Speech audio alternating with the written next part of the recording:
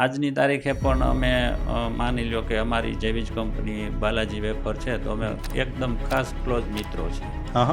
મદદની જરૂર હોય તો હું એમને કહું તો તરત મદદ કરે મને, કે એમને જરૂર હોય તો હું ઓફર કરું. પણ ખાસ કરીને એમને ક્યારેય મારી જરૂર ન પડતી હોય, મારે એમની જરૂર પડતી હોય. 500 કરોડ રૂપિયાની ઇન્ડિવિજ્યુઅલ લોન લીધી. 500 કરોડની લોન હા, લીધી અને 17% લોન લીધી. 27 કરોડ રૂપિયા વ્યાજ આવી. ડર ન લાગે કે આ નહીં ભરાય? જ્યારે ગોપાલ શરૂ થયું ત્યારે માર્કેટમાં મોટા મોટા કોમ્પિટિટર્સ તો હતા જ, પણ તેમ છતાં એની સામે પડીને અને શરૂઆત કરેલી. બિઝનેસમાં એમને પહેલેથી શીખવાડેલું છે કે હરીફાઈ હોય ને.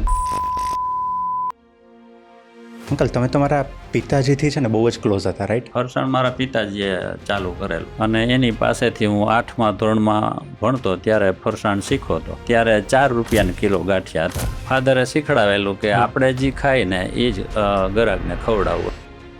મોટા ભાઈએ સાયકલથી શરૂઆત કરી ત્યારે અમારી બ્રાન્ડનું નામ હતું ગોકુલ નમકીન. તો પછી આ ગોપાલ નામ ક્યારે તમે કર્યું? 94માં અમે સેપરેટ થયા, કારણ કે 94માં એને પછી 2022માં તમારા બંને ભાઈનું સેપરેશન થયું. એનું રીઝન શું છે? એની ઈચ્છા પ્રમાણે ન થાય ને એટલે ન મજા આવે. એટલે ટૂંકમાં એમની 500 કરોડની ડિમાન્ડ હતી. કોઈ સંજોગોમાં 500 કરોડ આપી શકાય એવી પરિસ્થિતિ હતી જ નહીં. મોડાસામાં બોઇલરમાં આગ લાગી હતી ને, તો ફાયર બ્રિગેડ આવી મોડાસાથી, તો ન થઈ રહ્યું. રાજકોટથી સૌથી પહેલા સમાચાર. ગોપાલ નમકીન ફેક્ટરીમાં ભીષણ આગ લાગી. એ આગ લાગી છે ડિસેમ્બરમાં મેટોડામાં. એમાં લગભગ કેટલું નુકસાન થયું હશે? ફિઝિકલ નુકસાન જોઈએ તો 101 કરોડનું નુકસાન, આમ જોઈએ તો લગભગ 300-400 કરોડ. આ ધંધાની અંદર તમને સૌથી ડિફિકલ્ટ પાર્ટ લાગ્યો હોય તો એ પાર્ટ કયો છે? FMCGની ઇન્ડસ્ટ્રીમાં નેક્સ્ટ બિગ ઓપોર્ચ્યુનિટી ક્યાં છે કે જ્યાં લોકો 100 કરોડ 1000 કરોડની બ્રાન્ડ બનાવી શકે? દરેક લોકો આજે પોતાનું કંઈક બિલ્ડ કરવા માગે છે, પોતે નામ કમાવા માગે છે. એમના માટે એક ખાસ તમે શું એડવાઇસ આપશો?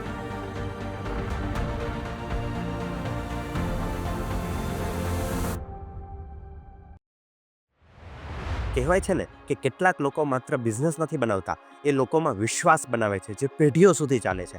આજના ગેસ્ટ પણ એ વ્યક્તિ છે જેમણે ગામડાઓની એ ગલીઓ જોઈ છે જેમના પિતા સાયકલ ઉપર ફરસાણ વેચતા. 10મા અને 12મા ધોરણમાં ફેલ થયેલો એ જ છોકરો ફક્ત 4,500 રૂપિયા ખિસ્સામાં લઈને રાજકોટ આવ્યો અને ઘરના રસોડામાંથી પત્ની સાથે બ્રાન્ડ શરૂ કરી અને વર્ષો સુધી જાતે સાયકલ પર 1-1 રૂપિયાના પેકેટ વેચ્યા. કોઈ એડવર્ટાઇઝિંગ નહીં, કોઈ બ્રાન્ડિંગ નહીં, કોઈ શોર્ટકટ નહીં, ફક્ત ક્વોલિટી અને ટ્રસ્ટ. અને આજે એ જ બ્રાન્ડ ઇન્ડિયાની સૌથી મોટી નમકીન બ્રાન્ડમાંથી એક છે. 1 રૂપિયાથી શરૂ થયેલી આ સફર આજે લોકોના ઘર ઘર સુધી પહોંચી છે, કારણ કે એમના માટે બિઝનેસ માત્ર પ્રોફિટ નથી, એ લોકો સાથે જોડાયેલો એમનો વિશ્વાસ છે. આજે આપણી સાથે છે ગોપાલ સ્નેક્સના ફાઉન્ડર શ્રી બિપિનભાઈ હદવાની, જેમની સાથે વાત કરીશું કે 1 રૂપિયાના પેકેટથી 1000 કરોડ સુધીની આ જર્ની પાછળનો એમનો માઇન્ડસેટ કેવો છે, કોમ્પિટિશનને તેઓ કેવી રીતે જુએ છે, બિઝનેસના ટફેસ્ટ ડિસિઝન તેઓ કેવી રીતે લે છે, અને બીજી ઘણી બધી વાતો જેમાંથી આપણે એમની પાસેથી ઘણું બધું શીખી શકીએ એમ છીએ. બિપિનભાઈની આ આખી સ્ટોરીમાં એક વાત ખાસ ઇન્સ્પાયરિંગ છે. એમણે માત્ર એક બિઝનેસ નથી બનાવ્યો, એમણે હજારો લોકોની એક આખી ડિસિપ્લિન ઓર્ગેનાઇઝેશન ઊભી કરી છે. અને કોઈ પણ ઓર્ગેનાઇઝેશન આટલી મોટી ત્યારે જ બની શકે જ્યારે એની પાછળ એક મજબૂત અને કનેક્ટેડ સિસ્ટમ હોય. અને આજે એ જ કામ ઓડું કરે છે. એક જ પ્લેટફોર્મ, બધું એક જ જગ્યાએ. મેન્યુફેક્ચરિંગ હોય કે CRM, ઇન્વેન્ટરી હોય કે અકાઉન્ટિંગ, બધું એક સાથે એક જ સિસ્ટમમાં, જેથી તમે પણ તમારા બિઝનેસ માટે એવી જ સ્ટ્રોંગ અને કનેક્ટેડ સિસ્ટમ બનાવી શકો. અને જો આવી સિસ્ટમમાં તમે પણ કનેક્ટ થવા માગતા હોવ, અને જો તમને બિઝનેસ, ટેક કે એન્ટરપ્રિન્યોરશિપમાં ઇન્ટરેસ્ટ હોય, તો તમારા માટે અત્યાર સુધીની સૌથી બેસ્ટ ઓપોર્ચ્યુનિટી આવી રહી છે. કારણ કે ઓડુ લઈને આવે છે India's biggest tech and business event, Odoo experience 2026, જે 11 અને 12 સપ્ટેમ્બર 2026ના રોજ ગાંધીનગરના મહાત્મા મંદિર કન્વેન્શન સેન્ટર ખાતે યોજાવા જઈ રહ્યો છે. આ 2 દિવસમાં 45,000થી વધુ અટેન્ડન્સ એક જ જગ્યાએ ભેગા થશે અને 200થી વધુ એક્સપર્ટ ટોક તથા ઇન્ડસ્ટ્રી લીડરના સેશન તમને સાંભળવા મળશે. સાથે જ તમને એક એવો નેટવર્કિંગનો મોકો મળશે જે વર્ષમાં એક જ વાર આવે છે. અને સૌથી ખાસ વાત એ પણ છે કે ઓડુ 20ની પહેલી ઝલક પણ તમને આ જ ઇવેન્ટમાં સૌથી પહેલાં જોવા મળશે. અહીં એક જ સ્ટેજ પર તમને એજ્યુકેટર, ઇન્ફ્લુએન્સર, બિઝનેસ લીડર અને એન્ટરપ્રેન્યોર જોવા મળશે. એટલે જો તમે એન્ટરપ્રેન્યોર છો, ઇન્ફ્લુએન્સર છો કે બિઝનેસ ઓનર છો કે પછી સ્ટુડન્ટ છો, અહીં શીખવા અને કનેક્ટ થવા માટે તમારી પાસે ઘણી બધી ઓપોર્ચ્યુનિટી છે. અને સૌથી સારી વાત તો એ છે કે અહીં આવવા માટે તમારે 1 પણ રૂપિયો ખર્ચવાનો નથી. 2 દિવસ રિયલ કન્વર્ઝેશન, રિયલ આઈડિયાઝ અને રિયલ કનેક્શન થશે. અને સેશન પૂરા થાય એટલે ત્યાં વાત અટકી નથી જતી, સાંજે આફ્ટર પાર્ટી પણ છે. કારણ કે બેસ્ટ કન્વર્ઝેશન ઘણીવાર હોલની અંદર નહીં, હોલની બહાર થતી હોય છે. જો તમે તમારા ફ્યુચરને એક નવી ડિરેક્શન આપવા માગતા હો તો ડિસ્ક્રિપ્શનમાં આપેલી લિંક પર ક્લિક કરીને હમણાં જ રજિસ્ટ્રેશન કરી લો.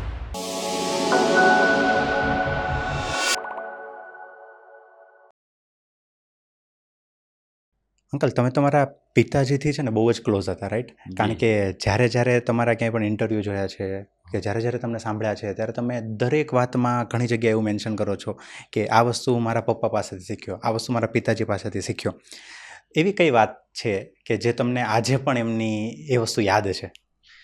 એમની દરેક વાતને હું નજીકથી ને જોયેલી છે અને અનુભવેલી છે. તો દરેક બિઝનેસ હોય કે જીવનની લાઈફ હોય, તો લાઈફમાં કેવી રીતે જીવવું ને કેવી રીતે બીજાને મદદરૂપ થવું, તો એ હું આજે પણ એમના બધા શબ્દો મને યાદ છે. અને એ જ્યારે નાની દુકાન હતી ને ખેડૂતો બધા હોય નાના, તો એ ઉધાર એમને આપતા હોય, તો ક્યારેય કોઈ દિવસ કોઈ પાસેથી એક પૈસો વધારે વ્યાજનો કે લીધો નથી ક્યારેય.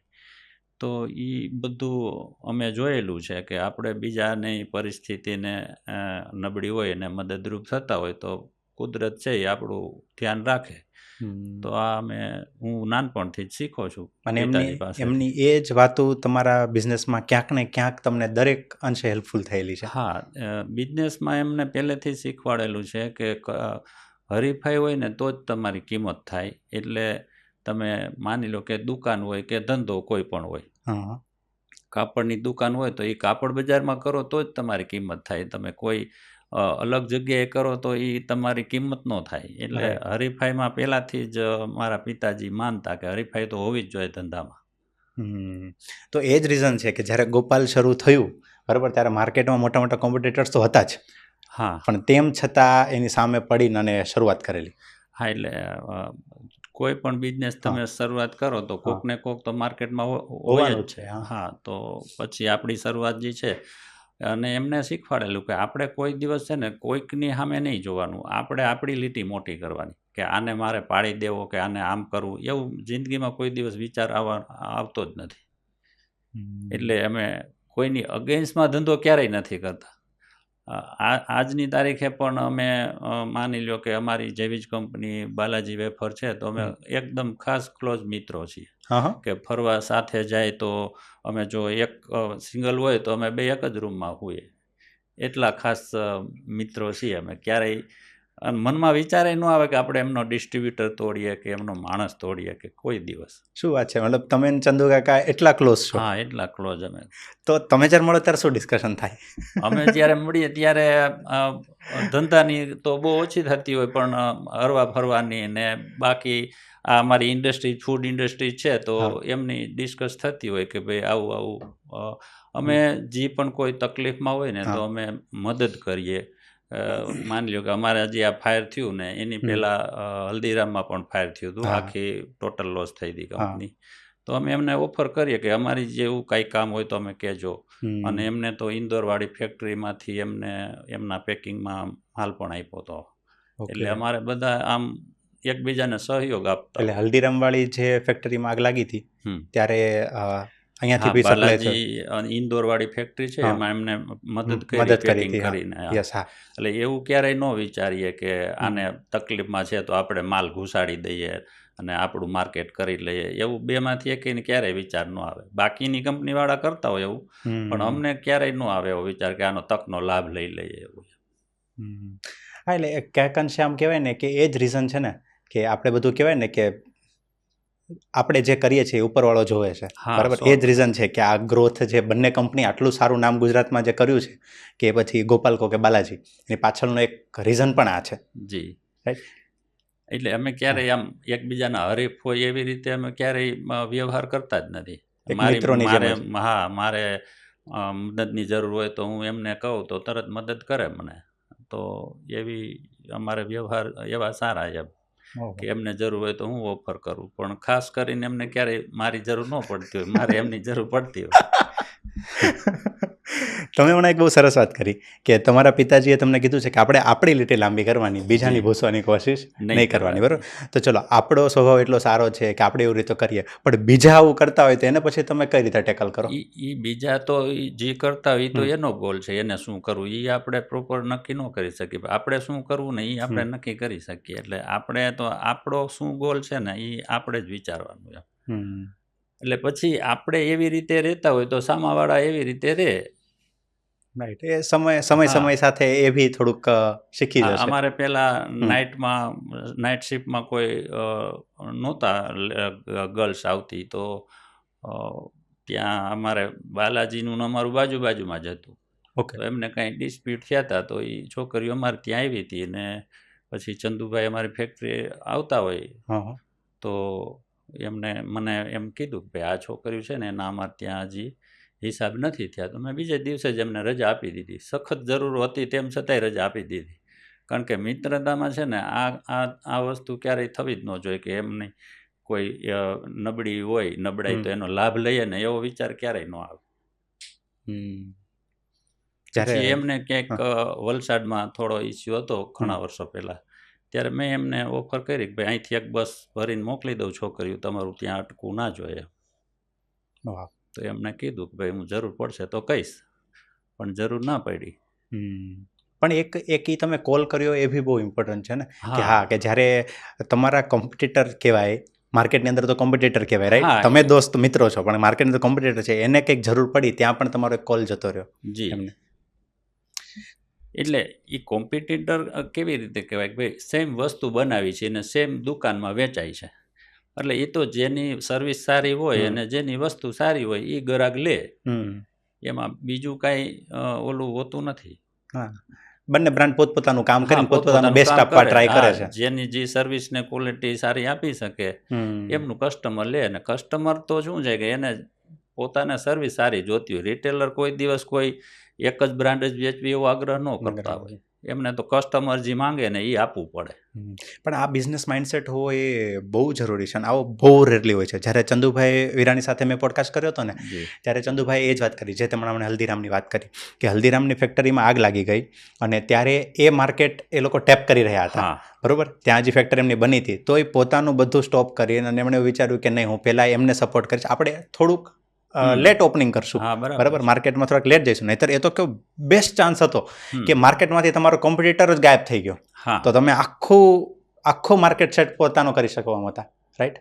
તેમ છતાં આવા ડિસિઝન લેવા ગ્રેટ. ને અમને તો કોઈ સાથે જોવે તોય આશ્ચર્ય લાગે કે આ લોકો તો સાથે ફરે છે. ઘણા ફંક્શનોમાં અમે સાથે જતા હોય, નક્કી કરીને જ જઈએ કે હાલો આપણે અહીંયા જઈશું. વાહ. સો તમે જે હમણાં વાત કરી કે તમારા પિતાજીની જે ગામમાં દુકાન હતી, તો એ કયા સમયની વાત છે? પિતાજીની દુકાન તો મારા જન્મ પહેલાં હતી. મારા જન્મ પહેલાં અમે ત્રણેય ભાઈઓ પહેલાં એ પિતાજીએ મારા દાદાની દુકાન હતી, પછી એ પિતાજી પણ દુકાન ચલાવતા. તમારા દાદાના સમયથી જ આ ફરસાણનો બિઝનેસ? ફરસાણ નહીં, ત્યારે કરિયાણું ને એવું બધું હતું. ઓકે. ફરસાણ મારા પિતાજીએ ચાલુ કરેલું. અને એ સમયમાં લાકડા, બાવળના લાકડા ને એવું બધું બારીને ભઠ્ઠિયું કરી અને કરતા. અને ત્યારે પછી રસોડા પણ કરતા. એ સમયમાં તો લાડવા ને ગાંઠિયા ને એવું પ્રસંગમાં હતું તો એ 50 પૈસાની થાળીનો ચાર્જ કરતા ને રસોઈ બનાવી દેતા ગામડામાં. ઓકે, સો પહેલેથી એ બધી વાતો કરીએ, બરાબર? કે એ કારણ કે એ સ્કૂલના સમયમાં તમારો જે સ્કૂલનો ટાઈમ હશે, તમે નાના હશો 5 થી 10 વર્ષના, ત્યારે તમે એ બધું જોયું છે, રાઈટ? એટલે તમને એવી યાદ છે કે 50 પૈસાની થાળી આપતા. ત્યારે હું ક્લોઝ હતો પિતાજીથી, એટલે હું પૂછતો, પપ્પા આમાં શું આપે બાપુજી? હા. તો એ કે આપણે આઠાના આપે કે એમ થાળીના. ત્યારે 100, 150, 200 માણસોનું જમણવાર થતું. ત્યારે આવા મોટા મોટા ફંક્શન ન થતા. હા, ગામમાં નાનું જમણવાર થતું. જાનમાં 25-30 જણા હોય તો એ ટેમ્પા ને એવી લઈને આવતા જાનમાં. ત્યારે બસોની સગવડતા બહુ નહોતી. હા, બળદગાડા અને એવું બધું ચાલતું વધારે. અને નજીકથી જ હોય, બહુ દૂરથી ન આવતા હોય. એટલે એ 200 માણસ હોય 100 રૂપિયા મળે. ત્યારે મજૂરી 10 રૂપિયા જ હાલતી. આખા દિવસમાં જે ખેતરમાં મજૂરી કરે તો 10 જ રૂપિયા મળતા. તો એ આમાં પાછું શું છે, કરવાનું કાંઈ બહુ ઓછું હોય, કારણ કે લગ્નમાં તો શું સારથિયા હોય, એમ કે હાલો આ છોકરા બકડી ઉતારી લ્યો, એટલે છોકરા બકડી ઉતારી લે. એટલે આમ કામ કરવું, કંદોઈને કામ કરવાનું ન હોય, આમ સાહેબી હોય. એમને ખાલી ઓર્ડર કરવાનો હોય કે આમ કરો આમ કરો. તો પછી એ જ્યારે ફરસાણની દુકાન પછી તમારા પિતાજીએ શરૂ કરી અને આ રીતનું હતું, ત્યારે તમે પહેલેથી જ એમની સાથે હતા સપોર્ટમાં ને એમ? હું ભણતો, પ્રાથમિકમાં ભણતો, 4થું 5મું ધોરણ ભણતો, 5મા ધોરણથી જ દુકાને બેસતો. 5મું ધોરણ એટલે 10-11 વર્ષની ઉંમર થઈ? હા, ત્યારથી દુકાને બેસતો. અને ત્યારે મોટા ભાઈએ મારાથી 6 વર્ષ મોટા, એટલે એમને 10મું ભણીને પછી છોડી દીધું હતું, એટલે એ પરમેનન્ટ દુકાને બેસતા. પણ પછી હું જાઉં ત્યાર પછી ફરસાણ બનાવે, અને એની પાસેથી હું 8મા ધોરણમાં ભણતો ત્યારે ફરસાણ શીખો હતો. એટલે શું શીખ્યા? સૌથી પહેલું શું શીખ્યા હતા? સૌથી પહેલાં તો હું પેંડા બનાવતા શીખો. પેંડા બનાવતા હું 6ઠા ધોરણમાં શીખો, અને 8મા ધોરણમાંથી ગાંઠિયા બનાવતા અને સેવ બનાવતા શીખો. અને મોટા ભાઈ છે એ પણ 8મા ધોરણ ભણતા ત્યારે ગાંઠિયા બનાવતા શીખી ગયા હતા. બરાબર. ત્યારે 4 રૂપિયાના કિલો ગાંઠિયા હતા. 4 રૂપિયા કિલો ગાંઠિયા? હા, આ વાત છે 76ની, 76. હા, ત્યારે મોટા ભાઈને ગાંઠિયા બનાવતા આવડી ગયા હતા. અને ત્યારે સેલ કઈ રીતે હતો? મતલબ દુકાનની અંદર જ બધા લેવા આવતા એવી રીતે? દુકાન, રિટેલ દુકાન જ, ગામમાં જ હોય ને ગામમાંથી જ લોકો લે, ને 50 ગ્રામ 100 ગ્રામ એવી રીતના કાગળના પસ્તીના પડીકા વાળી અને આપી દેવાનું. રાઈટ. તો પછી પેલું ક્યારે શરૂ થયું કે બધે કહેવાય ને કે લોકો દુકાન સુધી પહોંચતા, પણ તમે લોકો સુધી જવાનું ક્યારથી શરૂ કર્યું? મેં મારું અભ્યાસ 12મા ધોરણમાં પૂરો થયો, એટલે હું પહેલાં તો 10મા ધોરણ સુધી અમારી બાજુના ગામમાં જતો. 7 ધોરણ સુધી ગામમાં હતી નિશાળ. પછી 8મું 9મું અમારા બાજુના ગામમાં જતો, અને 10મું મેવાસા કરીને ગામ છે ત્યાં 10મું ધોરણ જતો. પણ ભણવાની સાથે સાથે દુકાનમાં બેસવાનું, અને ફ્લોર મિલ અમારે હતું, દરવાની ઘંટી કહેવાય ટૂંકમાં. તો દરણા પર દરવાના રહેતા, એટલે વાંચવાનો, લખવાનો કે લેસન કરવાનો એવો કાંઈ સમય ન મળતો. તો હું 10મામાં ફેલ થયો, અને પછી 10મું પાછું ભણ્યો, તો માંડ પાસ થયો. પછી 11મું 12મું જેતપુર ભણવા ગયો, તો 12મામાં પાછો ફેલ થયો. પછી ભણવાનું છોડી દીધું. પછી તમે ભણવાનું મૂકી દીધું? પછી છોડી દીધું. પછી ફૂલ ટાઈમ દુકાનમાં બેસવા માંડ્યા. તો 3 ભાઈઓ અમે હતા, ને દુકાન માં એટલો વિકાસની તક ન હોય, એટલે પિતાજીએ કીધું કે આપણે છે ને, અમારે એક ગામના બીજા એક સાપુરમાં હતા, એ ત્યાં આજુબાજુના ગામમાં આ ચવાણું જે છે એ વેચતા. એટલે અમને પ્રેરણા આપી કે તમે અહીંયા ચાલુ કરો. એટલે અમે ત્યાં ઘરે બનાવવાનું ચાલુ કર્યું, ને 1 રૂપિયાનું પેકિંગ બનાવીને આજુબાજુના ગામમાં શરૂઆત કરી. એટલે 1 રૂપિયાનું ઓલું ત્યારે ટ્રાન્સપરન્ટ, હા, અંદર દેખાય એવું, અને પ્રિન્ટિંગ કાંઈ ન હોય, વિધાઉટ બ્રાન્ડ. એટલે ઉપર કંઈ નામ બામ એવું લખેલું કે કશું જ ન હોય. એટલે એ કલરથી ને અમારું ફેમસ હતું કે આ ભાદરાવાળાનું ચવાણું એમ. એટલે ચવાણાના કલરથી? હા, ચવાણું જોઈને કહી દે કે આ ભાદરાવાળાનું ચવાણું. એટલે ગ્રાહક છે ને, એ બીજું આપે તો ના પાડી દે કે નહીં, ભાદરાવાળાનું આપો એમ. એટલે એ ગુડવિલ ત્યારથી જ, બ્રાન્ડ વેલ્યુ તો ત્યારની જ ક્રિએટ કરેલી છે. અને એ ફાધરે શીખડાવેલું કે આપણે જે ખાય ને એ જ ગ્રાહકને ખવડાવવું. એટલે કોઈ દિવસ અમે ક્યારેય ઘરમાં જે વસ્તુ વાપરતા હોય ને એ જ વસ્તુ વાપરીને મટીરિયલ બનાવીએ. એટલે એમાં સસ્તું કરવા માટેના કોઈ દિવસ પ્રયત્નો નથી કર્યા અમે, કે હાલો આપણે આ થોડુંક ઓછા ભાવવાળું વાપરીએ તો આપણને નફો વધે, એવું કોઈ દિવસ નથી વિચાર્યું. ક્વોલિટી સાથે ક્યારેય કોમ્પ્રોમાઇઝ નથી કર્યું? ક્યારેય નહીં. આપણે ઘર માટે જેવું વાપરીએ એવું જ વાપરવાનું, ફેક્ટરી માટે પણ. એટલે અમે જ્યારે અમારા મેરેજ થયા ત્યારે તો અમે અંદર ને અંદર જ રહેતા હતા, તો એમને ક્યારેય અમે આમ ઘર માટેનું અલગ ખરીદી કરવાનું એવું કર્યું જ નથી. મસાલા હોય કે બેસન હોય કે જે પણ વપરાતું હોય બધું અમે આમાંથી જ લઈને વાપરતા. એટલે એ જ વસ્તુ છે ને કે જે આજે કસ્ટમરને ગોપાલ સાથે જે જોડી રાખે છે, એ જ વસ્તુ છે કે ટેસ્ટ સાથે ક્યારેય, કે લોકો ક્વોલિટી સાથે ક્યારેય કોમ્પ્રોમાઇઝ નથી થયો, ક્યારેય નહીં. તો પછી તમે આજુબાજુના ગામમાં જતા? હા, આજુબાજુના ગામમાં પહેલાં મોટા ભાઈએ સાયકલથી શરૂઆત કરી હતી. ત્યારે આપણે ત્યારે જે ભૂંગળા આવે ને એવા ભૂંગળાને એવું પણ વેચતા.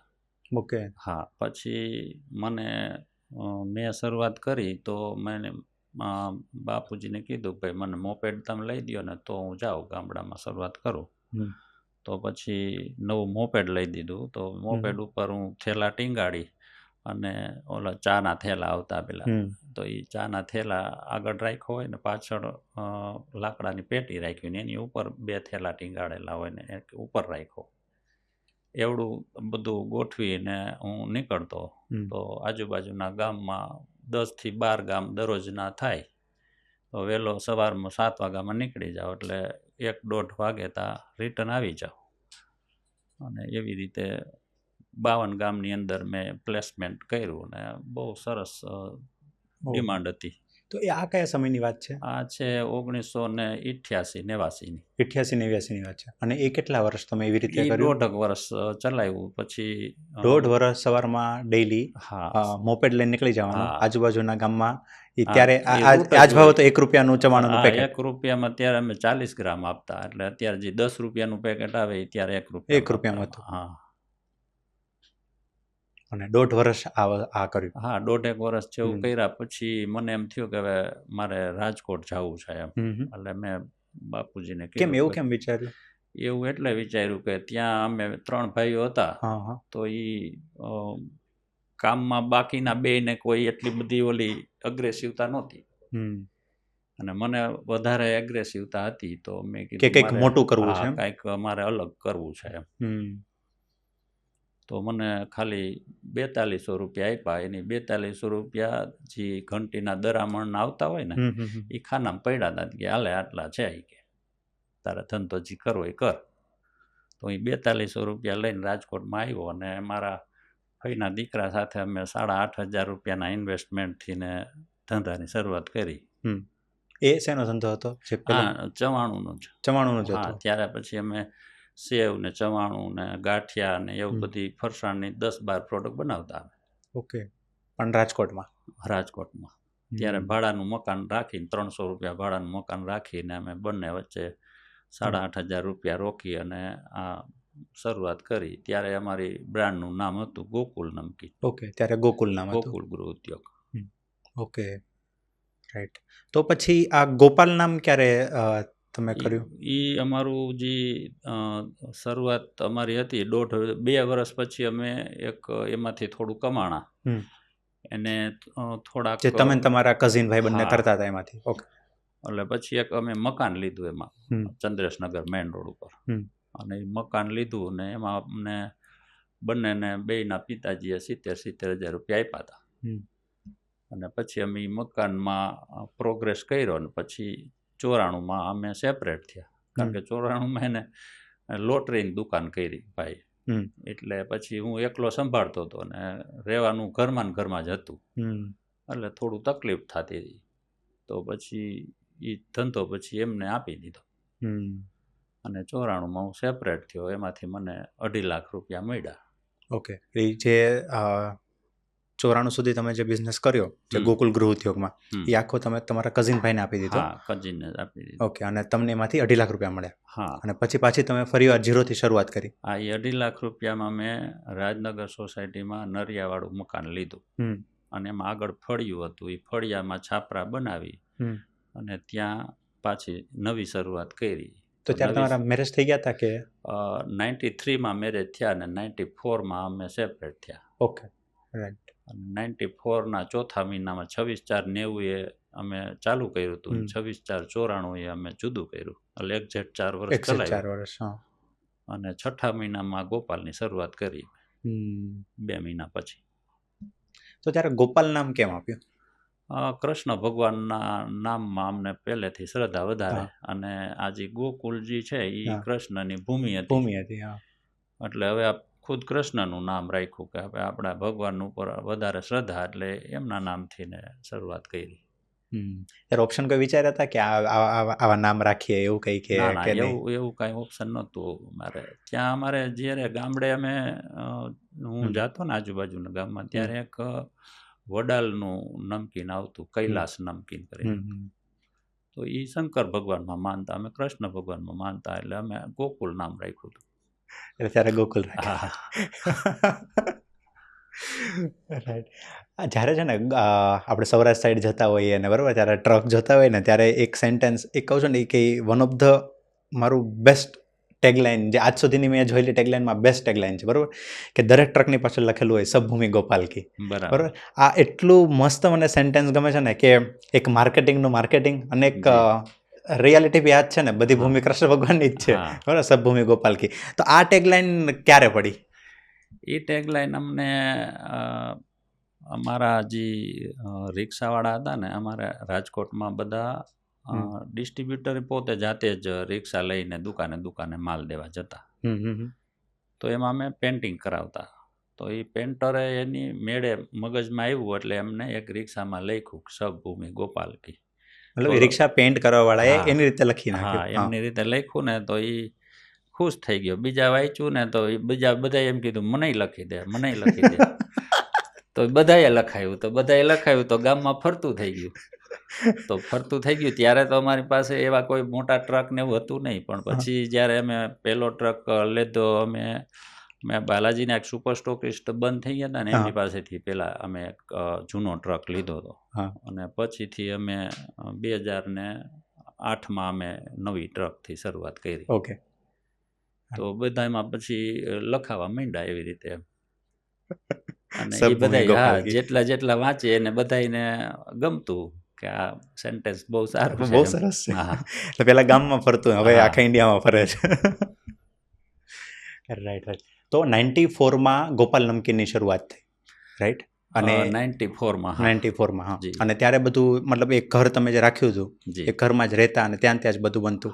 ઓકે. તો ત્યારે કોણ કોણ હતા સાથે અને કોણ કોણ બનાવતા? ત્યારે હું ને મારા સિસ્ટર હતા.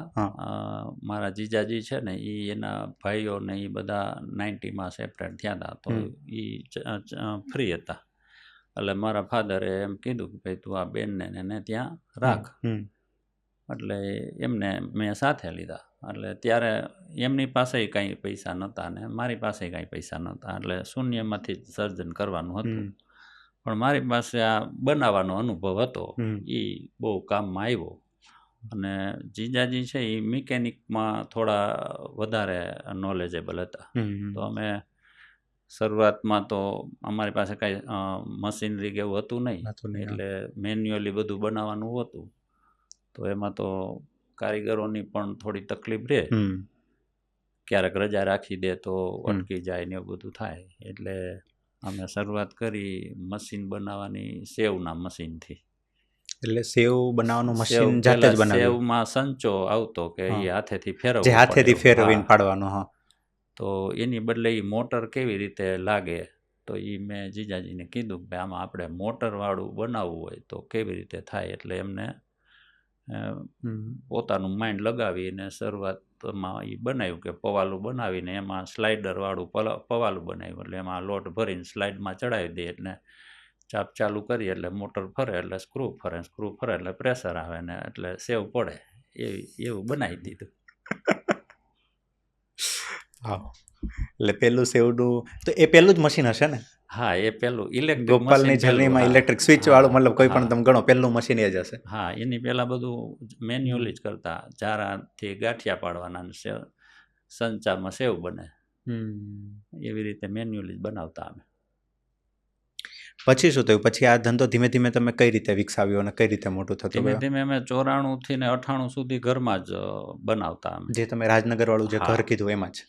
એમાં પહેલાં અમે બંને બેન ભાઈઓ સાથે રહેતા અંદર અને આગળ ફળિયામાં બનાવતા.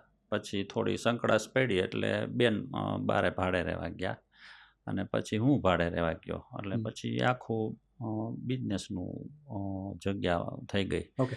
તો ત્યારે ત્યાં બનાવતા તો પછી એ ડિસ્ટ્રીબ્યુટનું ત્યારે કઈ રીતની ચેનલ હતી? કઈ રીતે વેચતા? ત્યારે છે ને અમારા પહેલેથી જ જે ફેરિયા હોય ને એ લોકો, એટલે એને અત્યારે ડિસ્ટ્રીબ્યુટર કહીએ, એ ત્યાં આવી અને માલ ભરી જાય અને દુકાને માલ વેચી આવે ત્યારે અમે એમને 2 રૂપિયા કિલોએ કમિશન આપતા.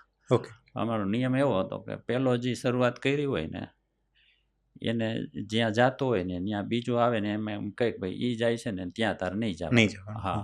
એટલે એને નવા દુકાનો શોધવાની. ત્રીજો આવે તો એની નવી શોધવાની, ચોથો આવે તો એની નવી શોધવાની, એવી રીતે એટલે કોઈને કોઈની દુકાન રિપીટ ના થવી જોઈએ, રિપીટ ના થાય. એક જગ્યાએ 2 જણા ન જાય, ના જાય, એટલે બધાને મળે. હા, એટલે બધાને પોતાનો ધંધો મળે રાખે. તો ત્યારે પેકેટની સાઇઝ મતલબ ગ્રામવાળી કિલોવાળી અલગ અલગ હતા કે શું? ત્યારે છે ને અમારા પેકેટમાં 500 ગ્રામ હતું, 250 ગ્રામ હતું, 100 ગ્રામ હતું અને 50 ગ્રામ હતું. ઓકે, એટલે નાનું પેકેટ પણ હતું ત્યારે? હા, 50 ગ્રામ 50 ગ્રામ તો અમે જ્યારે 90માં શરૂઆત કરી ત્યારે પણ હતું. ઓકે. અને 90માં જ્યારે શરૂઆત કરી ત્યારે 500 ગ્રામ પેકિંગનો ભાવ કિલોનો 18 રૂપિયા હતો, 250 ગ્રામનો 20 રૂપિયા હતો અને 100 ગ્રામનો 22 રૂપિયા હતો અને 50 ગ્રામનો 24 રૂપિયા હતો કિલોનો ભાવ. ત્યારે પેકિંગ કેવું હતું? ત્યારે પેકિંગ પીપીની થેલીમાં અમે ટેડલ પ્રેસમાં લોગો છપાવતા ખાલી. તો એ પેલા જેમ કંકોત્રી ટેડલ પ્રેસમાં છાપતા ને એવા જ પ્રેસમાં એ પ્લાસ્ટિકની બેગ પણ છાપે. એ છાપીને પછી રાખ્યું ને એની ઉપર એક છાપાનું પેપર રાખે ને પછી પાછી બેગ ઊંધી જતી મૂકીને થપ્પા કરે ને પછી એમાંથી સુકાઈ જાય એટલે કાઢીને આપે. પણ એમાં સમસ્યા એવી થાય કે એ બેગમાં જે ભરેલું હોય ને એ થોડુંક ઘસાય ને તો એ પ્રિન્ટિંગ વયું જાય, એટલે એ પ્રિન્ટિંગમાં એ વધારે ઓલી સમસ્યા થાય. એ સરફેસ પ્રિન્ટિંગ કહેવાય એમ. ઓકે, પણ એ ઇનિશિયલ ટાઈમમાં એ ટાઈપનું પેકિંગ હતું? હા, પણ ત્યારે લગભગ બધાનું એવું જ આવતું. પછી એ તો સમય સાથે પછી અપડેટ થયું હોય બધું, રાઈટ? ઓકે, તો પછી એ મતલબ પછી જે રાજનગર વાળું ઘર હતું એ કમ્પ્લીટલી ત્યાં બધું વર્ક જ બધું કામ માટે જેનો યુઝ થવા મળ્યો? 98 સુધી અમે ત્યાં ચલાવ્યું. પછી 98માં અમે હરિપર પાડમાં એક ઇન્ડસ્ટ્રીયલ એરિયામાં 800 વાર જગ્યા લીધી અને એ 800 વાર જગ્યામાં અમે બાંધકામ કર્યું. પણ એ 800 વાર જગ્યા માટેના અમે એક આમાંથી કમાઈ અને એક પ્લોટ લીધો હતો ને એ પ્લોટ વેચીને એ જગ્યા લીધી, એટલે જગ્યાના પૈસા ખાલી હતા અમારી પાસે. બરાબર. પછી બાંધકામના બધાય બેંકમાંથી ને SBI હતી, SBS હતી ત્યારે એમાંથી ને 4,72,000ની લોન લીધી અને બાકીના પ્રાઇવેટ 1.5% વ્યાજે લીધા પૈસા, એટલે 10 લાખનો કરજો કરીને એ ઊભું કર્યું હતું યુનિટ. અને 2000 સુધી ત્યાં ચલાવ્યું. પણ જગાત આમ માલ લાવી એમાં જગાત ભરવી પડતી અને અમે વિચાર્યું હતું કે 12 ગામનો ધંધો વધશે ને તો આપને જગાતનો પ્રોબ્લેમ નહીં રહે. પણ 98માં દુષ્કાળ પડ્યા તો બહારનો જે ધંધો ધાર્યો તો એવો ના વયતો, એટલે નુકસાની થવા મળી. હા, એટલે પાછું બીજી એક મવડી પ્લોટમાં જગ્યા 400 વાર મળતી હતી તો એમની સામે એક્સચેન્જ કરવામાં મેં હિસાબ કર્યો કે ભાઈ આમાં પાછા સિટીમાં જાય તો કેટલો પ્લસ ને કેટલું માઇનસ થાય એ હિસાબ કરતાં મહિને 6,000 રૂપિયા બચત થતી હતી આ બીજા વ્યાજ ભરવા છતાંય. કારણ કે બીજા 6 લાખ રૂપિયા 7 લાખ રૂપિયા બીજા નાખવા પડે એમ હતા, કારણ કે ત્યાં પણ ખાલી પ્લોટ હતો એટલે બાંધકામ હતું નહીં. તો એ બાંધકામના પૈસા વધારાના વ્યાજે લઈ અને કરવાનું હતું તો એ કર્યું. અને ત્યારે પણ મારા એક સંબંધી હતા બાવાજી, એમને સંતાન નહોતા કાંઈ, રેલવેમાં રિટાયર હતા, તો એમને એમનું મકાન મને ગીરવે રાખવા માટે આપ્યું કે હાલ્યા મારું મકાન કે તમે એની ઉપર લોન લઈ લ્યો. તો એના બેંકના મેનેજર છે ને એમની સામે જ રહેતા હતા. એ કે તમે આ શું કરો તમને ખ્યાલ છે? કે શું છે? તો કે આ પૈસા નહીં ભરે ને તો આ તમારું મકાન ચાલશે. તો એ બાવાજી એમ કીધું કે એ પૈસા ભરશે ને એની મને 100% ખાતરી છે અને ન ભરે ભલે મારું મકાન વયું જાય, પણ મારે એમને મદદ કરવી છે. તો 2001ની સાલમાં મને એટલી ઓલી ફ્રીડમથી એમને મકાન ગીરવે રાખવા માટે આપ્યું. બહુ મોટી વાત કહેવાય. અને એને બીજું કાંઈ જ એમની પાસે આવકનું સાધન નહોતું કે પ્રોપર્ટી નથી, આ જીવન મરણની મૂડી એક જ હતી, એને એ મને ગીરવે રાખવા માટે આપી. એટલો મારી ઉપર એમને વિશ્વાસ હતો. કારણ કે કહેવાય ને કે ધંધા માટે કોઈ સગા હોય કે એકદમ જાન પહેચાનના મિત્રો હોય એ બી પોતાની પ્રોપર્ટી એવી રીતે ન આપે. અરે જામીનમાં સહી ન કરે, પ્રોપર્ટી તો ત્યાં વાત રહી. તમે કહો કે મારે લોન લેવી, સાદા જામીનમાં સહી કરી દે તોય ના પાડ દે કે આ નહીં ભરે તો મારી ઉપર આવશે. ફોન આવી એ ન ગમે કોઈને ઉઘરાણીનો. હા, અને એમાં એમણે એક અનનોન વ્યક્તિએ તમને એમની પ્રોપર્ટી આપી દીધી કે હા કે આના માત્ર ઉપર લોન લઈ બસ લો. ભરોસા ઉપર જ. વાહ. તો આજે બી વિપિનભાઈ એવો ક્યારે વિચાર આવે કે હા કે ધંધાની સાથે સાથે એ વિશ્વાસ બી તમે આમ એટલો કમાયા છો? વિશ્વાસમાં વાત કરું ને તો અમારા જૂના જે સપ્લાયરો હતા એ કોઈ પણ સપ્લાયર છે ને આજ પણ એટલા જ અમારે બધા હારે સંબંધ છે. અને એક પણ સપ્લાયર એવું ન કહી શકે કે મારા 100 રૂપિયાને ઓછા આપ્યા એવું. કારણ કે એ છે ને એ મને પૈસા કરતાં છે ને આબરૂનો ડર બહુ વધારે લાગે. અને આ પિતાએ સંસ્કાર આપેલા કે પૈસા છે ને એ તો ભગવાન આપણા નસીબના હોય ને એ તો આપી જ દે, પણ કોઈ દિવસ કોઈને છે ને મનમાં જરી કંઈ ઓલો ડંખ રહે ને એવો વ્યવહાર ન કરવો. આપણને ન મજા આવે ને તો એ કહે ને એવી રીતે આપણે એને હિસાબ આપી અને પૂરું કરવું. એટલે કોઈ વેપારી એમ કહે ને ના આટલા તો તમારા દેવાના થાય જ છે તો હું આપી દઉં, પછી કહું હવે જય શ્રી કૃષ્ણ. પેલા હિસાબ ચૂકતે કરી હા, દેવાનો. હિસાબ ચૂકતે એ કે પ્રમાણ કરતો. એવું નહીં કે તારા આટલા જ થશે ને આટલા જ મળશે એવું કોઈ દિવસ કહો જ નહીં ક્યારે. એટલે ક્યારે એ વ્યક્તિ કઈ ના જોવો જોઈએ કે આની પાસેથી મારે મને લેવાના આટલા પૈસા ઓછા આપ્યા કે કાપ્યા ને એવો દાખલો કોઈ દિવસ બને જ નહીં ક્યારે. એટલે જ મેં પોડકાસ્ટની શરૂઆતમાં જ ન કીધું, કારણ કે જ્યારે તમને સાંભળ્યા છે ને ત્યારે એક વસ્તુ દરેક વાતની અંદર આવે કે મારા પિતાજીએ મને આ વસ્તુ શીખવાડી. બરાબર. એટલે એ જ્યારે જોઈએ કે એ જે 88 થી 89 આ 94માં તમે શરૂ કર્યું ને આજે 2026માં આપણે બેઠા છીએ ત્યાં સુધી દરેક જર્નીમાં તમને ક્યાંક ને ક્યાંક એમાંથી જ બધું તમે શીખ્યા છો જે તમે આજે ઇમ્પ્લિમેન્ટ કરી રહ્યા છો. હા, કારણ કે હું એકદમ વધારે ક્લોઝ હતો પિતાજીથી. અને મને એમ કે એમના માની લો કે એમની ક્યાંક માની લો કે ભૂલ હોય કે ખૂટે હોય, માની લો બીડી પીતા તો હું એવું ના શીખો બીડી મમ્મી પીવું એવું. એમનો રોલ છે. બીડી એમને મોટા ભાઈએ શીખડાવી મારા દાદાએ. અને એને એટલે શીખવાડી કે દાદાને કઈ ન દે એટલે નાના ભાઈને એને બીડી પીતા શીખડાવી. કે તો મોટા ભાઈ પીતા હતા એ દાદા ન કહી દે એટલે આમને પીવડાવવાનું શરૂ કર્યું. રાઈટ. પણ એ ભી એક સારો છે ને કે કોનામાંથી શું લેવું, કયા ગુણ લેવા. એટલે એ ગુણ જેટલા સારા હોય ને એટલા બધા લઈ લેવાના, બાકીના નો કામના હોય એવા સાઈડમાં મૂકી દેવાના. એ શોર્ટિંગ આપણે કરવું પડે. રાઈટ.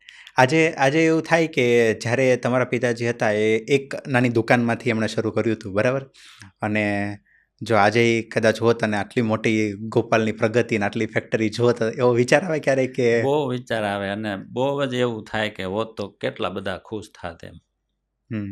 એટલે મને તો એવી ઇમેજ આવે કે એમને એક ગાડી હોય, ડ્રાઈવર હોય, એ કે ત્યાં લઈ જાય, એને સાધુને જમાડવાનો ને એવો બહુ શોખ હતો. એટલે અમે એ પણ પરંપરા જાળવી રાખી.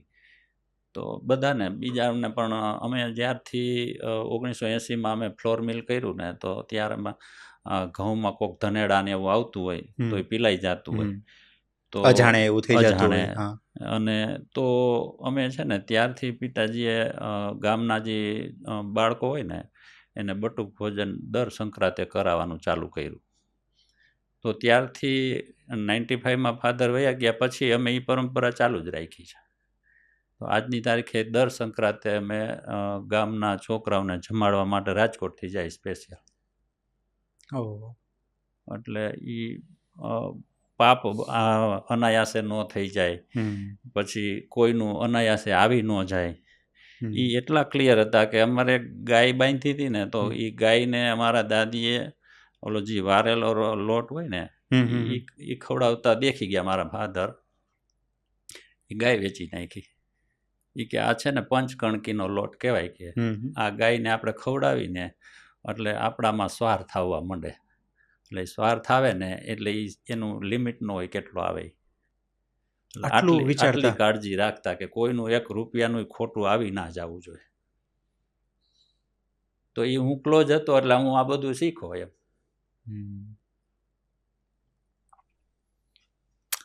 પછી આપણે જે વાત કરતા હતા એના ઉપર પાછા આવીએ કે 2001ની સાલમાં આ બધું થયું, બરાબર.